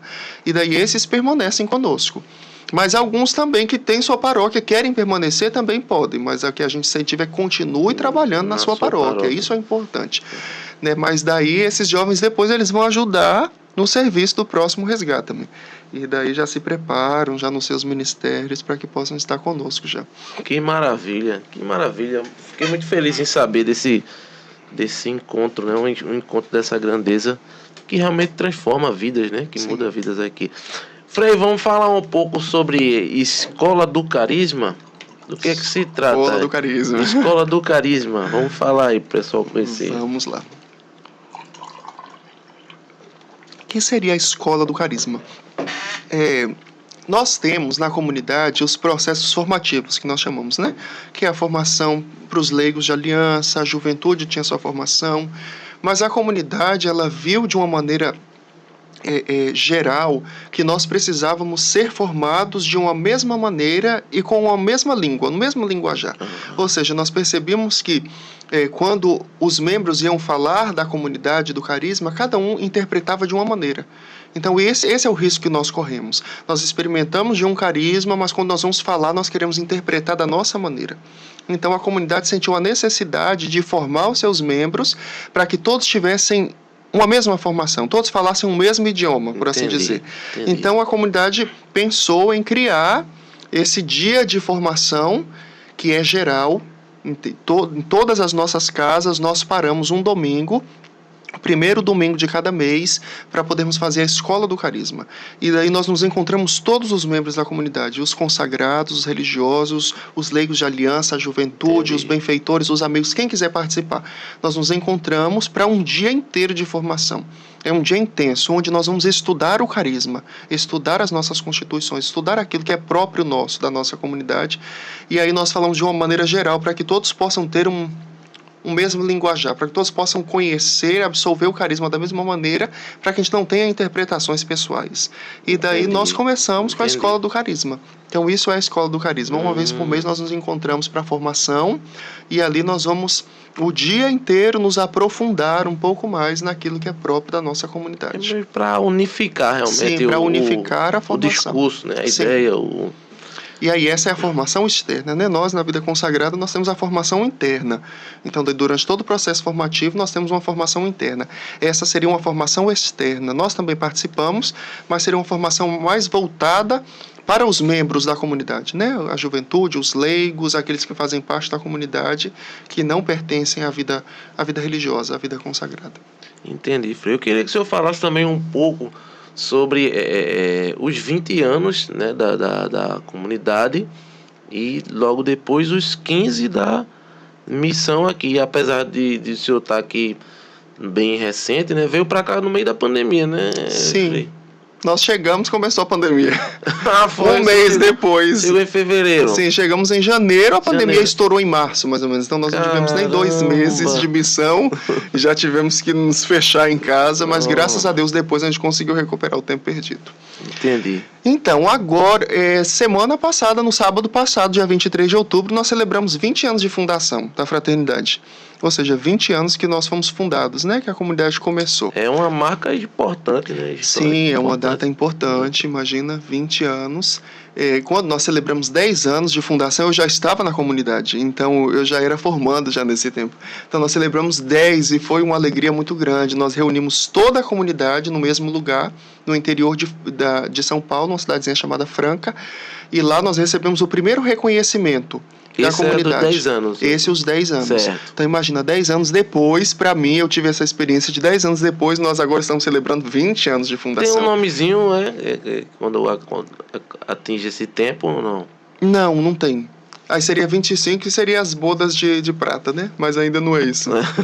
Mas aí os 20 anos, nós celebramos agora 23 de outubro, então os 20 anos foi marcado por algo muito simples, como é próprio da nossa comunidade, mas todas as missões nós nos unimos para celebrar esses 20 anos. E nada mais profundo para celebrar senão a Santa Missa. Então foi pedido que todas as missões celebrassem a Santa Missa em ação de graças.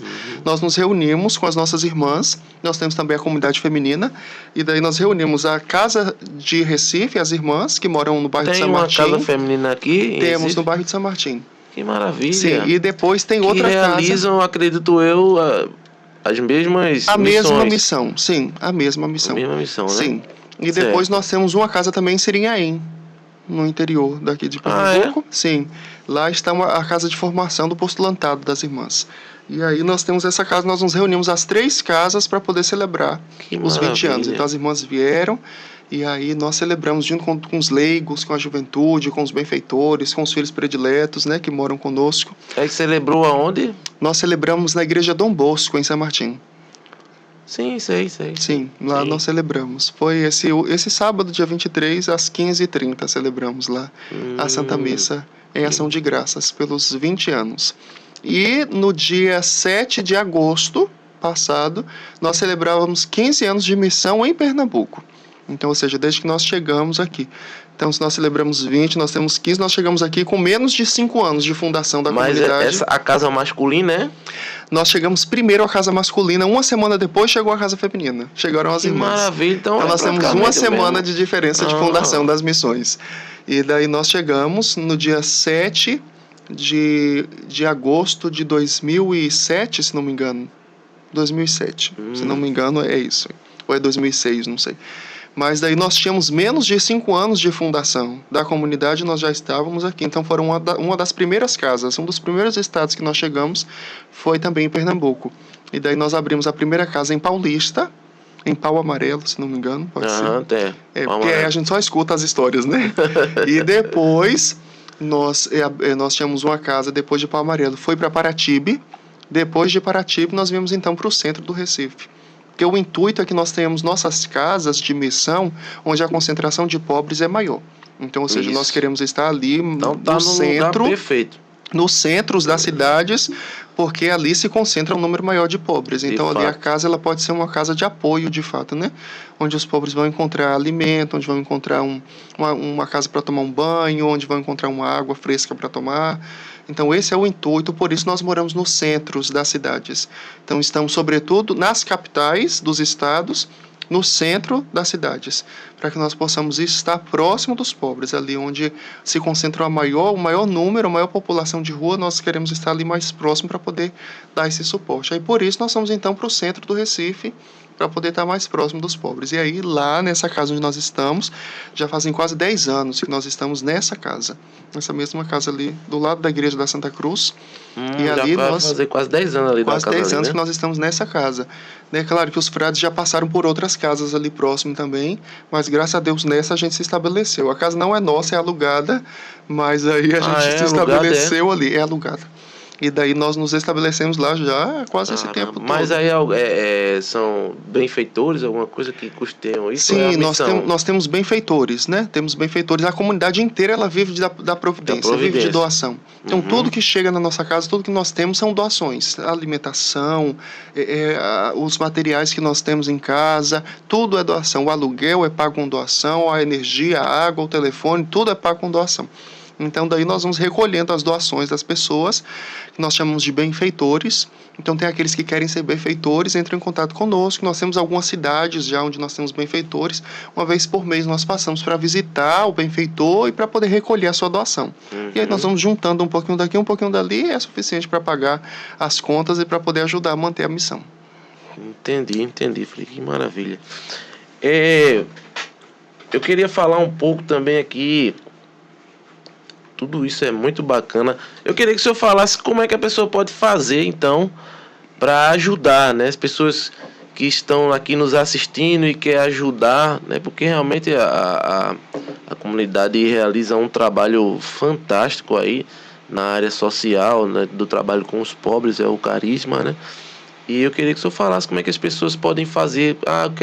Eu assisti, gostei muito, me tocou, né, e eu quero ajudar. Como é que as pessoas fazem para ajudar aí a comunidade? Então, quem quer ajudar, ela pode ajudar de várias formas, né? Tem aqueles que querem ajudar financeiramente, tem aqueles que querem ajudar com trabalho, ou seja, eu quero ser um voluntário. Então, quem quiser nos ajudar pode entrar em contato conosco, né, pelo telefone da nossa casa, ou pode fazer uma visita para conhecer melhor o trabalho.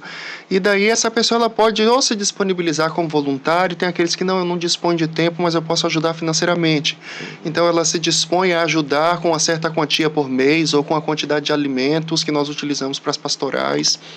E daí, essa é a maneira que nós temos para ajudar. Né? Mas, claro, toda ajuda é bem-vinda de como for, tanto como um voluntário, como um benfeitor, como alguém que está junto, que está presente nas atividades da comunidade. Então, ela pode entrar em contato conosco pelo telefone para agendar uma visita, para saber, né, como ajudar. Alguns querem, eu quero depositar um valor X, então a gente passa um contato de uma conta, ou então eu quero ir aí levar a doação, porque a pessoa ela quer conhecer a comunidade, né?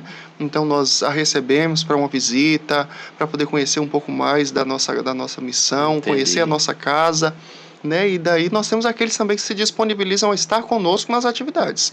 Eu não tenho como ajudar financeiramente, mas eu posso ir aí para poder ajudar a preparar o alimento, a poder levar o alimento na rua. Braçal, realmente, Trabalho né? braçal. Então, esses e é também muito bem-vindo podem, também, com ajuda, certeza, né? esses também podem ajudar também na missão, né, na comunidade. Então, se você quer ajudar a comunidade, né, vai ficar aqui fixado aqui na descrição do vídeo o Instagram, né, da Fraternidade O Caminho, acho que é O Caminho Recife, né? O Caminho Recife, você coloca lá no Instagram, vou deixar aqui. E lá tem telefone, né, Frei, para contato. Telefone de contato, você e-mail. Manda também um direct, manda lá um e-mail e entre em contato com eles que eles vão lhe direcionar para você ajudar da melhor forma possível. Frei, eu queria falar um pouco como é que foi para vocês enfrentar esse período de restrição de pandemia, já que a missão ela tem os carismas, as pastorais são uma coisa muito de proximidade, de realmente ir até o encontro, né, de estar perto, próximo das pessoas. Então, mediante todo esse cenário, como é que foi o que foi que a comunidade desempenhou nesse período? Trabalhou muito rede social? Como é que foi? Queria que o senhor falasse um pouco sobre isso. O que foi que aconteceu nesse período aí com a missão? Então, assim, como pegou todo mundo de surpresa, a gente não sabia como fazer. Então, o que a gente vai fazer agora para continuar a missão? Nos primeiros dias, nós permanecemos totalmente ali enclausurados. Nós não saímos para nada, a gente não podia sair. É porque era muito novo para todo mundo. Sim, era algo muito sabia. novo, então a gente não sabia se podia, o que a gente poderia fazer, mas nós sentimos a necessidade de continuar alimentando o nosso povo. Então nós começamos a dar formações online, nós começamos a fazer encontros online de espiritualidade para poder manter o nosso povo ali, chama, né? a chama viva e sobretudo do carisma, né? Porque graças a Deus nós percebemos que durante o tempo da pandemia nós tínhamos muitas atividades. Então era missa a todo momento, era adoração ao Santíssimo, era encontro querigmático, mas nós queríamos manter o nosso povo no carisma, alimentando também com o nosso carisma. E aí nós começamos a fazer encontros online, formações, por mais que não faça parte do carisma, do nosso carisma, a evangelização pelas redes sociais. Não faz parte. Né? Como nosso fundador bem nos deixou claro, não é o nosso carisma. Mas nós precisávamos fazer algo para poder alimentar o povo. Sim, é importante que a gente ocupe aquele espaço também. Sim, então a gente começou a fazer um terço online, a gente começou a fazer as orações devocionais da comunidade para que os membros pudessem rezar conosco. E, enfim, nós fomos criando ali meios de poder estar junto com o povo. E o serviço aos pobres é a mesma coisa. Nós percebemos que, mesmo com a pandemia, nós ainda tínhamos muitas pessoas na rua. E essas pessoas precisavam se alimentar.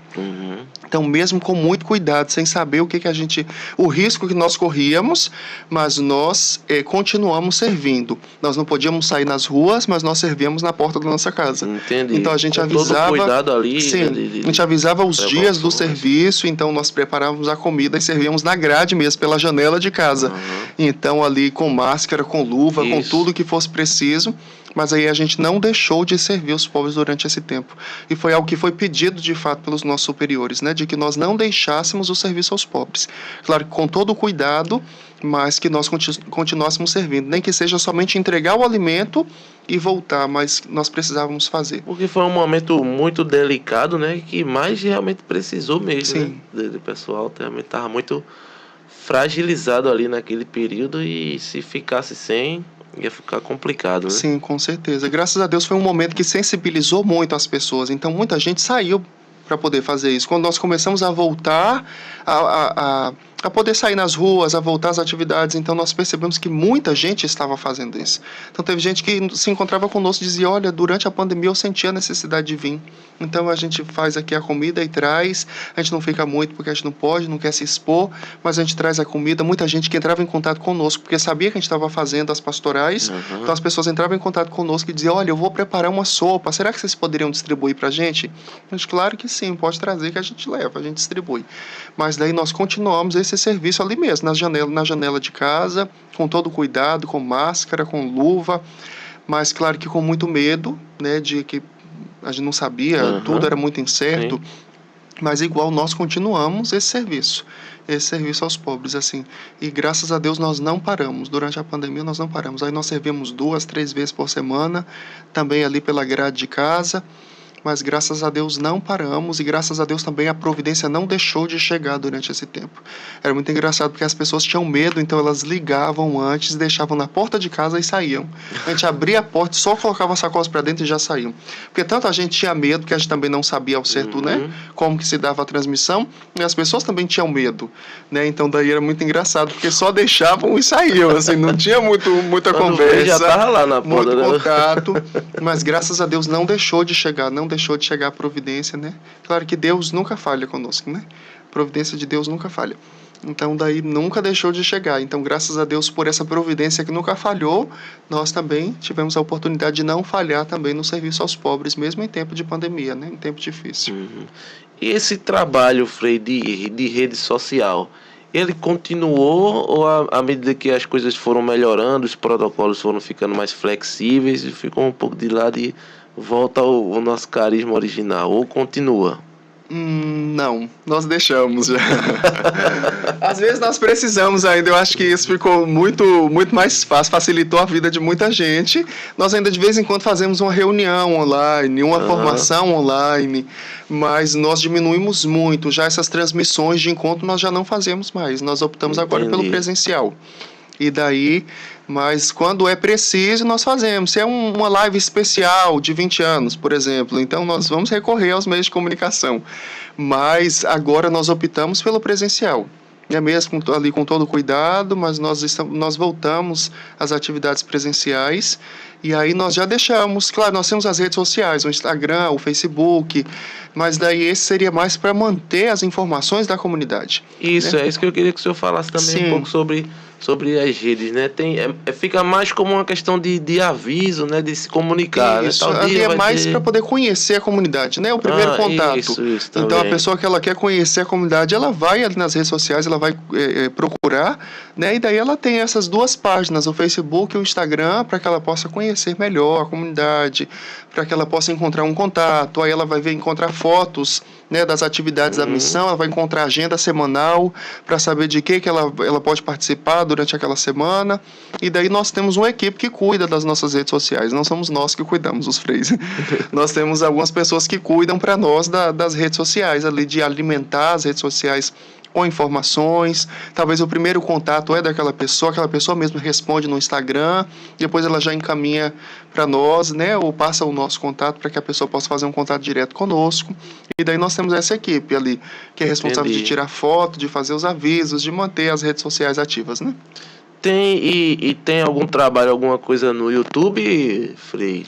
Nós temos no YouTube a página oficial, o canal oficial da Fraternidade, que é geral. Então daí sempre que há algo grande, né, que nós precisamos fazer, então daí nós usamos o canal do YouTube. E daí se é uma transmissão geral, nacional, ou se é algo assim que vai envolver a comunidade como um todo, aí nós usamos a página oficial do YouTube, perdão. Canções belíssimas, inclusive, né? Quem é que o pessoal que grava assim a música é lá na sede? De onde é? Ou tem vários ministérios que... Porque assim tem músicas, né? Músicas autorais da Fraternidade, né? Sim. Você sabe dizer quem é que... Nós temos, geralmente, as canções são compostas e interpretadas pelos nossos irmãos, pelas nossas irmãs, pelos freis e pelas irmãs. Né? Então, os nossos últimos CDs que nós gravamos são os irmãos e as irmãs que interpretam as canções. E a boa parte é de autoria dos irmãos também, das irmãs. Né? Alguns são canções de leigos ou de um amigo próximo que compõe. Então, o Ofereça compõe a canção para a comunidade, né? Mas daí nós temos muitas canções que são de autorias do nosso fundador, de alguns dos irmãos e das irmãs, Maravilha. de leigos, de jovens que compõem, né? E daí esses 2 últimos CDs, em especial, foram interpretados pelos irmãos e pelas irmãs. Então, daí nós temos um grupo, né? Os últimos CDs foram o Jesus Totus e o Totus Jesu, que foi o mais recente, e daí são os irmãos e as irmãs que cantam. Entendi. Frei, a gente tá se aproximando aí do fim dessa conversa bacana. Mas só que agora chegou a hora do Ping Pod. Não sei se você já ouviu falar. Não. Assistiu algum? Não. Que maravilha. Então é bom assim, quando não assiste. Eita. O que é o Ping Pod? O Ping Pod é um jogo de pergunta e resposta rápida. Eu vou falar aqui e o senhor já responde aí rapidamente. Se quiser explanar um pouco sobre, também não tem problema não, tá? Tá certo. Então vamos embora. Vamos lá. Ping Pod com Frei Isaac. Santo de devoção. Essa eu acho que é fácil, né? Santo de devoção. Santa Teresa de Calcutá. Santa Teresa de Calcutá. Natal ou Páscoa? Natal. E assim, é algo muito franciscano isso aqui. Não é porque eu sou de uma comunidade de espiritualidade franciscana, mas porque o tempo é forte. São Francisco nos diz que São Francisco também tinha uma devoção maior pelo Natal do que pela Páscoa. E questionado o porquê, ele dizia: na Páscoa, Jesus morreu para nos salvar. Mas no Natal nós já tínhamos a certeza da salvação, porque Jesus nasceu. Então, daí quando ele nasceu, nós já tínhamos a certeza da redenção. Então, por isso que o Natal é tão forte. Claro que a festa mais importante da igreja é a Páscoa, né? Mas daí, para mim, o tempo mais forte é o Natal. O Advento e o Natal é o mais forte. Uhum. Música preferida, tem? Ai, Jesus, não tem não. Uma assim preferida não tem. Eu gosto de escutar muita música, assim, tem aquela música que me toca naquele momento e ela vai ser assim, vai me conduzir por alguns meses ali. Então, eu vou rezar com aquela música, eu vou passar um tempo, depois já vem uma nova ali, a gente já muda de novo. Tá certo, entendi. Passagem bíblica. Passagem bíblica. Uma passagem bíblica. Também não tenho exata uma passagem bíblica. Assim, tem livros que me chamam a atenção. Assim, vamos chegar no livro. Vamos chegar então. Mas uma passagem bíblica em especial eu não tenho, assim, que diz... Uma que marcou não tem não, né? Não tem. Entendi, tranquilo, sem problema. Se Jesus voltasse hoje...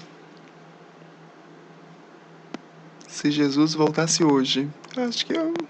Não sei, é uma coisa que eu me questiono muito também. Se ele voltasse hoje, qual seria a minha reação? Não sei. Acho que... Claro, para nós na vida consagrada a gente já se prepara para isso, né? A gente sabe que o fim da nossa vocação é a vida eterna. A nossa vida é se preparar para isso. Sim, se preparar para isso. Então eu acho que se Jesus voltasse hoje, eu estaria esperando ele tranquilamente. Que maravilha. Um arrependimento, tem? Um arrependimento. Eu acho que o arrependimento que eu tenho era, não sei, por mais que eu tenha me consagrado ainda muito jovem, mas talvez se eu pudesse eu teria entrado ainda mais cedo. Então, um arrependimento que eu teria seria esse. Teria me consagrado ainda mais cedo, mas não posso, então... Mas não seria um arrependimento. Acho que não tenho arrependimento, assim, dizer, ai meu Deus, por que eu não fiz? Acho que não. Algo que o senhor faria de novo? Algo que eu faria de novo, se fosse preciso, eu me consagraria de novo. Entraria de novo para a fraternidade, seria um pobre de Jesus Cristo de novo. Eu fiz a pergunta, mas já sabia. Mudar o passado ou prever o futuro? Acho que eu mudaria meu passado. Acho que seria mais o futuro, ou seja, não seria prever o futuro, mas poder bem vivê-lo, nos preparar bem, me preparar bem para viver o futuro.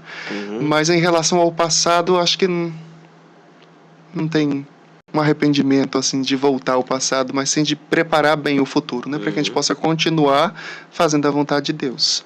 Perfeito. Uma viagem que já fez? Uma viagem que eu já fiz. Uma marcante. Paraguai? Não. Uma viagem que me marcou bastante foi no interior do Amazonas. Eu morei em Manaus também por 2 anos. Foi? Tem uma missão lá? Sim, nós temos casa em Manaus.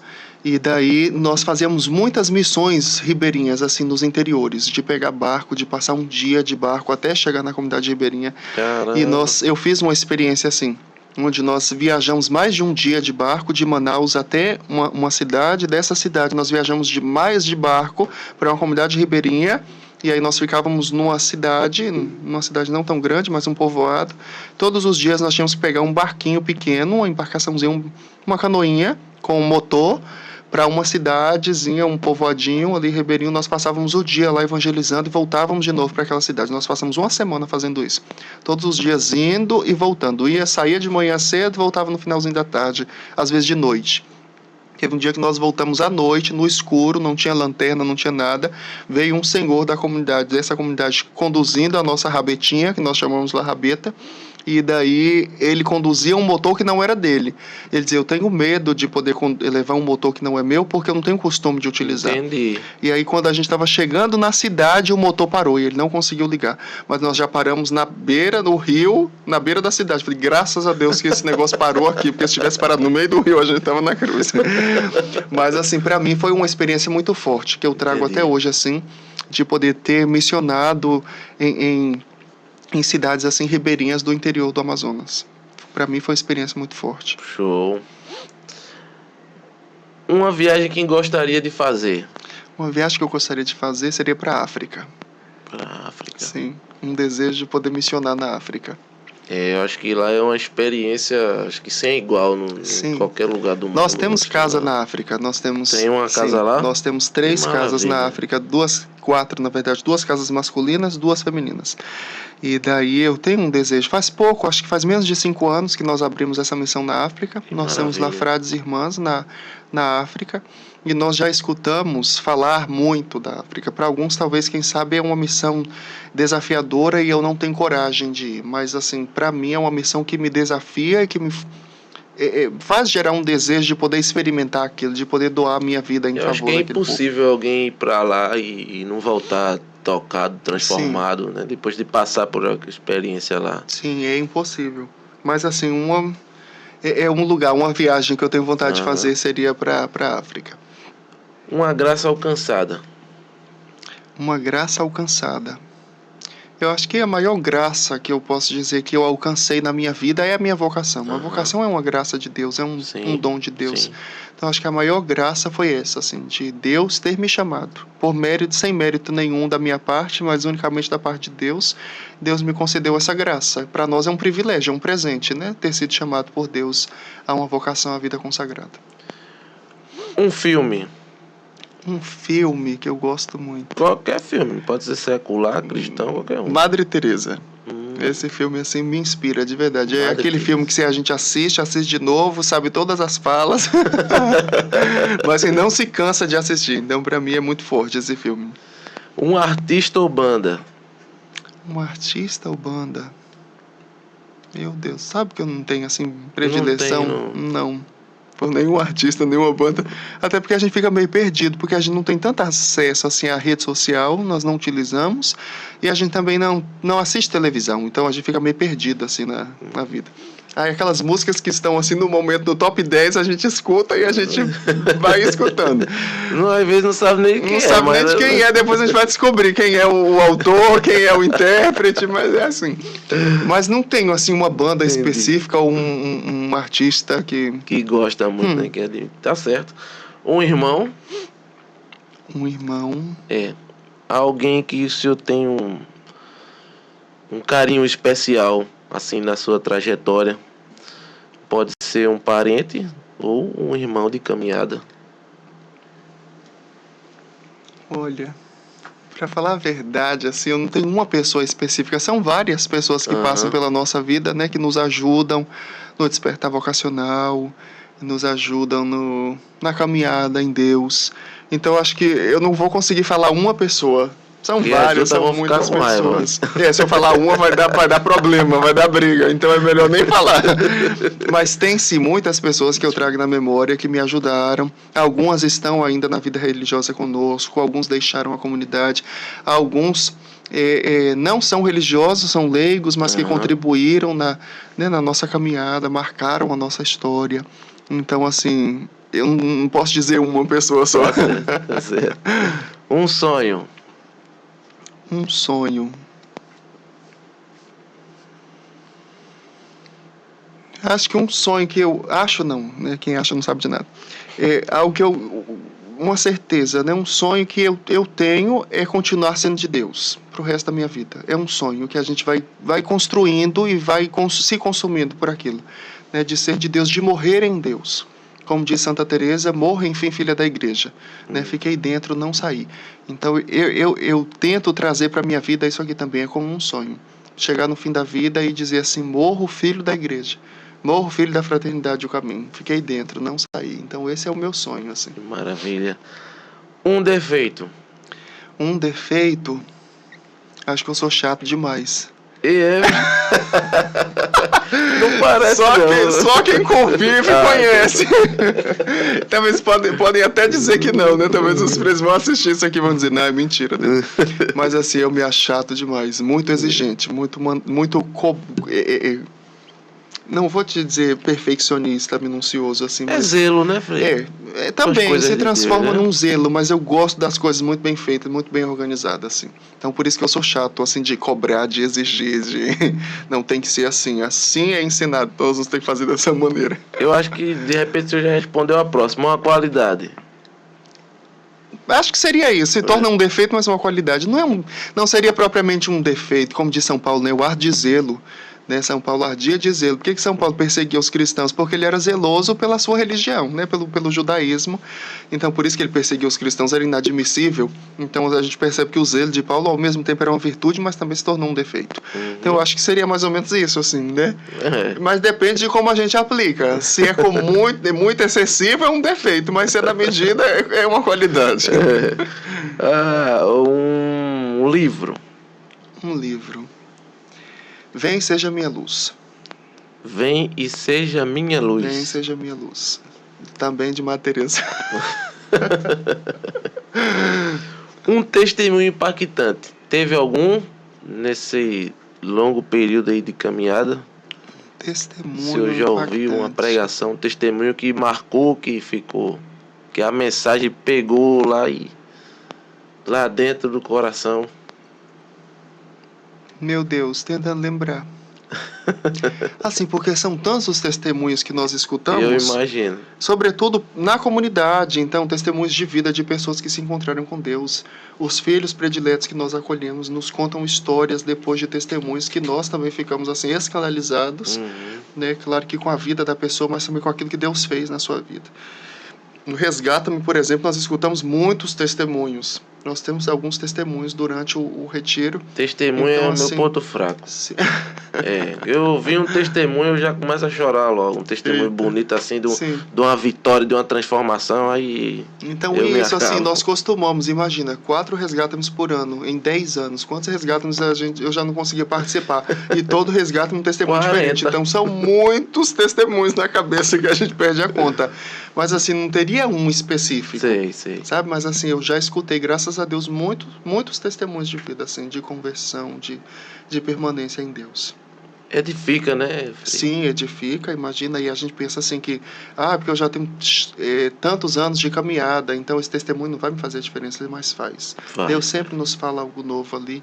E a vida daquela pessoa, até quem sabe os seus erros, aquilo que ela passou, né, de desgraças, entre aspas, na sua vida, serve também para a nossa conversão, para a nossa edificação. Né, sobretudo ver o processo que Deus fez, operou naquela pessoa. Então acho que isso que mais marca, mais chama a atenção. E não tem como a gente não escutar um testemunho, não se sensibilizar com a história da pessoa, né, com aquilo que Deus fez na vida daquela pessoa. Verdade. Frei, tem alguma pra gente já chegando aqui na reta final? O senhor recorda aí alguma história engraçada pra gente rir todo esse período que o senhor passou aí de evangelização, de algum encontro, de alguma missão, alguma situação inusitada na rua, não sei, deve ter tido alguma coisa que foi engraçada aí, que aconteceu. Tem alguma que o senhor recorda aí? Tem várias situações. Que maravilha. Logo quando eu entrei nessa missão de Belém do Pará. Nós tínhamos na nossa casa alguns acolhidos idosos que moravam conosco. E daí, dentre esses, nós tínhamos um especial, se chamava Manuel. Ele faleceu já há alguns anos. E o Manuel, dava muito trabalho. Andava de cadeira de roda. Teimoso, era? Teimoso, já estava com o corpo meio atrofiado, os membros atrofiados, então ele já não caminhava. Então dependia de nós para tudo, assim. Então a gente tinha que trocar fralda, a gente tinha que dar comida, a gente tinha que dar banho, enfim. E daí um dia, estava só eu e mais um dos irmãos em casa, outro formando também como eu, os demais irmãos tinham saído de casa, e nós estávamos cuidando da casa e chegou um casal de benfeitores para poder deixar uma doação e queriam conhecer a casa. E daí nós levamos o casal para conhecer a casa, apresentamos a capela, apresentamos, né, os cômodos da casa. Falamos, e aí tem os filhos, né? Vamos lá para conhecer. Tá aqui os filhos que nós cuidamos, né? São os nossos acolhidos, a gente dá banho, a gente dá comida, a gente cuida bem, a gente tem que trocar de roupa. E daí o casal, nossa, que coisa linda. Enquanto a gente ia falando, o Manuel ia gritando, é mentira! É mentira! E a gente não sabia onde esconder a cara de vergonha, porque assim, parece que a gente tava bancando de mentiroso ali pro pessoal, né? E a gente assim, um olhava pra cara do outro, meu Deus, o que esse casal tá pensando da gente? Então a gente tá falando que a gente tá cuidando dos pobres, o outro tá falando que é mentira, então será que eles vão acreditar nele ou vão acreditar na gente? E a gente tentando dizer, não, é porque ele já não sabe o que fala, né? Então, e ele gritando, é mentira! Eu falei, meu Deus, e agora? E aí a gente naquele momento ficou muito nervoso, muito apreensivo, mas depois que o casal saiu, a gente não sabia fazer outra coisa, senão rir, assim, porque, meu Deus, o que esse infeliz tá falando da gente? Mas, assim, é uma das coisas, nessa casa a gente passou por muitas situações, assim, essa engraçadas. Belém, né? Essa é de Belém. Essa é de Belém. E foi uma dessas situações que a gente passou, assim, com o Manuel em especial, que esse daí fez a gente passar muito, poucas e boas. Que maravilha, Frei. Então é isso. Tenho certeza aí que se você chegou até aqui, você gostou. Foi realmente um papo muito bacana. Eu gostei de conhecer a missão da comunidade e tudo. Gostei muito. Se você puder ajudar e se manifestou esse desejo no seu coração de ajudar, procure aí, entre em contato com a comunidade, né? Vai ficar aí nos comentários, tá? O Instagram da comunidade, lá você consegue, lá tem telefone, então você liga, ou manda um e-mail, ou manda um direct, e eles vão responder. E aí você vai ficar a par, né, de tudo, as missões que ele realiza, né? Se você assistiu aqui, então você já está por dentro aí de muita coisa. Vá lá, conheça a comunidade e ajude, realmente um trabalho social incrível, né, que eles desempenham lá. Frei, gostaria que o senhor deixasse aí uma mensagem também para quem nos assiste, né, falando justamente sobre isso, quem deseja também ajudar, e uma mensagem, enfim, para todas as pessoas que estão nos assistindo neste momento. Sim, então. O senhor pode se dirigir aqui, ó. Pronto. Fica então o convite, né, para aqueles que estão nos assistindo, que queiram conhecer um pouco mais da nossa comunidade, né? Nós vamos deixar e disponibilizar o endereço, telefone, até as redes sociais, mas serão sempre bem-vindos para conhecer um pouco mais do carisma, um pouco mais da comunidade, para poder saber de fato quem é a Fraternidade do Caminho, o que vocês estão fazendo, qual é o trabalho, como nós podemos ajudar. E eu acho que nós deixamos muito claro, né, aquilo que nós somos. Mas fica o convite para aqueles que quiserem conhecer um pouco mais a nossa comunidade, serão muito bem-vindos. E eu creio que a mensagem que eu tenho para deixar nessa noite é uma mensagem de esperança, né? Durante tudo aquilo que nós vivemos, durante esse tempo que nós temos vivido, né, nós temos percebido, sobretudo, que de pessoas que nos procuram sem saber o que fazer da vida, sem saber como continuar diante de situações que passaram, de perdas, de decepções, de frustrações. A palavra que nós temos para deixar nessa noite é esperança. É como diz a palavra, a esperança não decepciona. Tudo passa, mas Deus permanece. Então, que essa presença viva de Deus nos garanta essa esperança. Sobretudo uma esperança de vida eterna, um olhar espiritual para ter certeza de que tudo pode acontecer, mas a graça de Deus nunca nos abandona. Deus permanece fiel naquilo que Ele faz. Um Resgata-me, né? Tá vindo aí. Resgata-me também, aqueles que quiserem. As inscrições vão ser no dia 13 de novembro, a partir das 17 horas. Nós teremos um encontro fraternal às 15 horas, no Casarão da Boa Vista, na rua de São Gonçalo. Depois nós vamos também estar no Instagram, nas redes sociais, mais informações. E as inscrições vão começar às 17 horas. No dia 13, às 17 horas, também lá no Casarão da Boa Vista. Então, aqueles que quiserem fazer, tem que correr, se antecipar já para fazer a sua inscrição, porque as vagas são limitadas. O valor da inscrição é R$ 25. Que maravilha. Então, eu tenho certeza aí que vai mudar, transformar a sua vida. Quem sabe você não se identifica, né, lá com o carisma da comunidade e passa também a ajudar, passa a ser um benfeitor. Um benfeitor, né? De repente um consagrado, quem também sabe, né, de aliança, né? Isso aí. É isso, Frei. Muito obrigado. Eu fiquei muito feliz com a sua presença aqui. Foi muito bacana a conversa. Gostei de conhecer realmente todo o trabalho da comunidade. Belíssimo, um trabalho social lindíssimo. E rezo e peço a Deus que frutifique cada vez mais, que a comunidade cresça, para que possa alcançar cada vez mais pessoas que necessitam da palavra de Deus, que necessitam da ajuda, pessoal que está aí na rua, que vocês possam resgatar aquele pessoal que está lá na droga. Se Deus quiser, vai abrir a casa aqui, a chácara, né? Sim. Também aqui em Pernambuco, para tratar esse povo. É muita gente realmente em situação de consumo de droga. Então é isso, meu muito obrigado pela presença do senhor aqui, eu agradeço. A gente que agradece pelo convite, pela oportunidade de poder, né, trazer o nosso carisma, falar um pouco da nossa comunidade, para que, como diz a palavra, tornai a vossa obra conhecida ao Senhor. Nós queremos fazer isso, né? Tornar a nossa comunidade também conhecida, o nosso carisma conhecido. E nós que agradecemos a oportunidade de poder dar a conhecer a nossa comunidade, para que as pessoas saibam um pouquinho mais quem é a Fraternidade do Caminho. Então, muito obrigado, Deus abençoe você, sua família, Deus abençoe esse canal, né? O Pô de Cristo, né? E que muitas outras pessoas possam ter essa possibilidade também de poder ter algo assim, né? De poder conhecer um pouco mais da fé, de poder conhecer de uma maneira descontraída, né? Mas que isso possa chegar em outros lares, possam chegar a outros corações que precisam se encontrar com Deus. Muito obrigado mesmo pela oportunidade. Que maravilha. Então fiquem com Deus e até o próximo Pó de Cristo, se Deus quiser.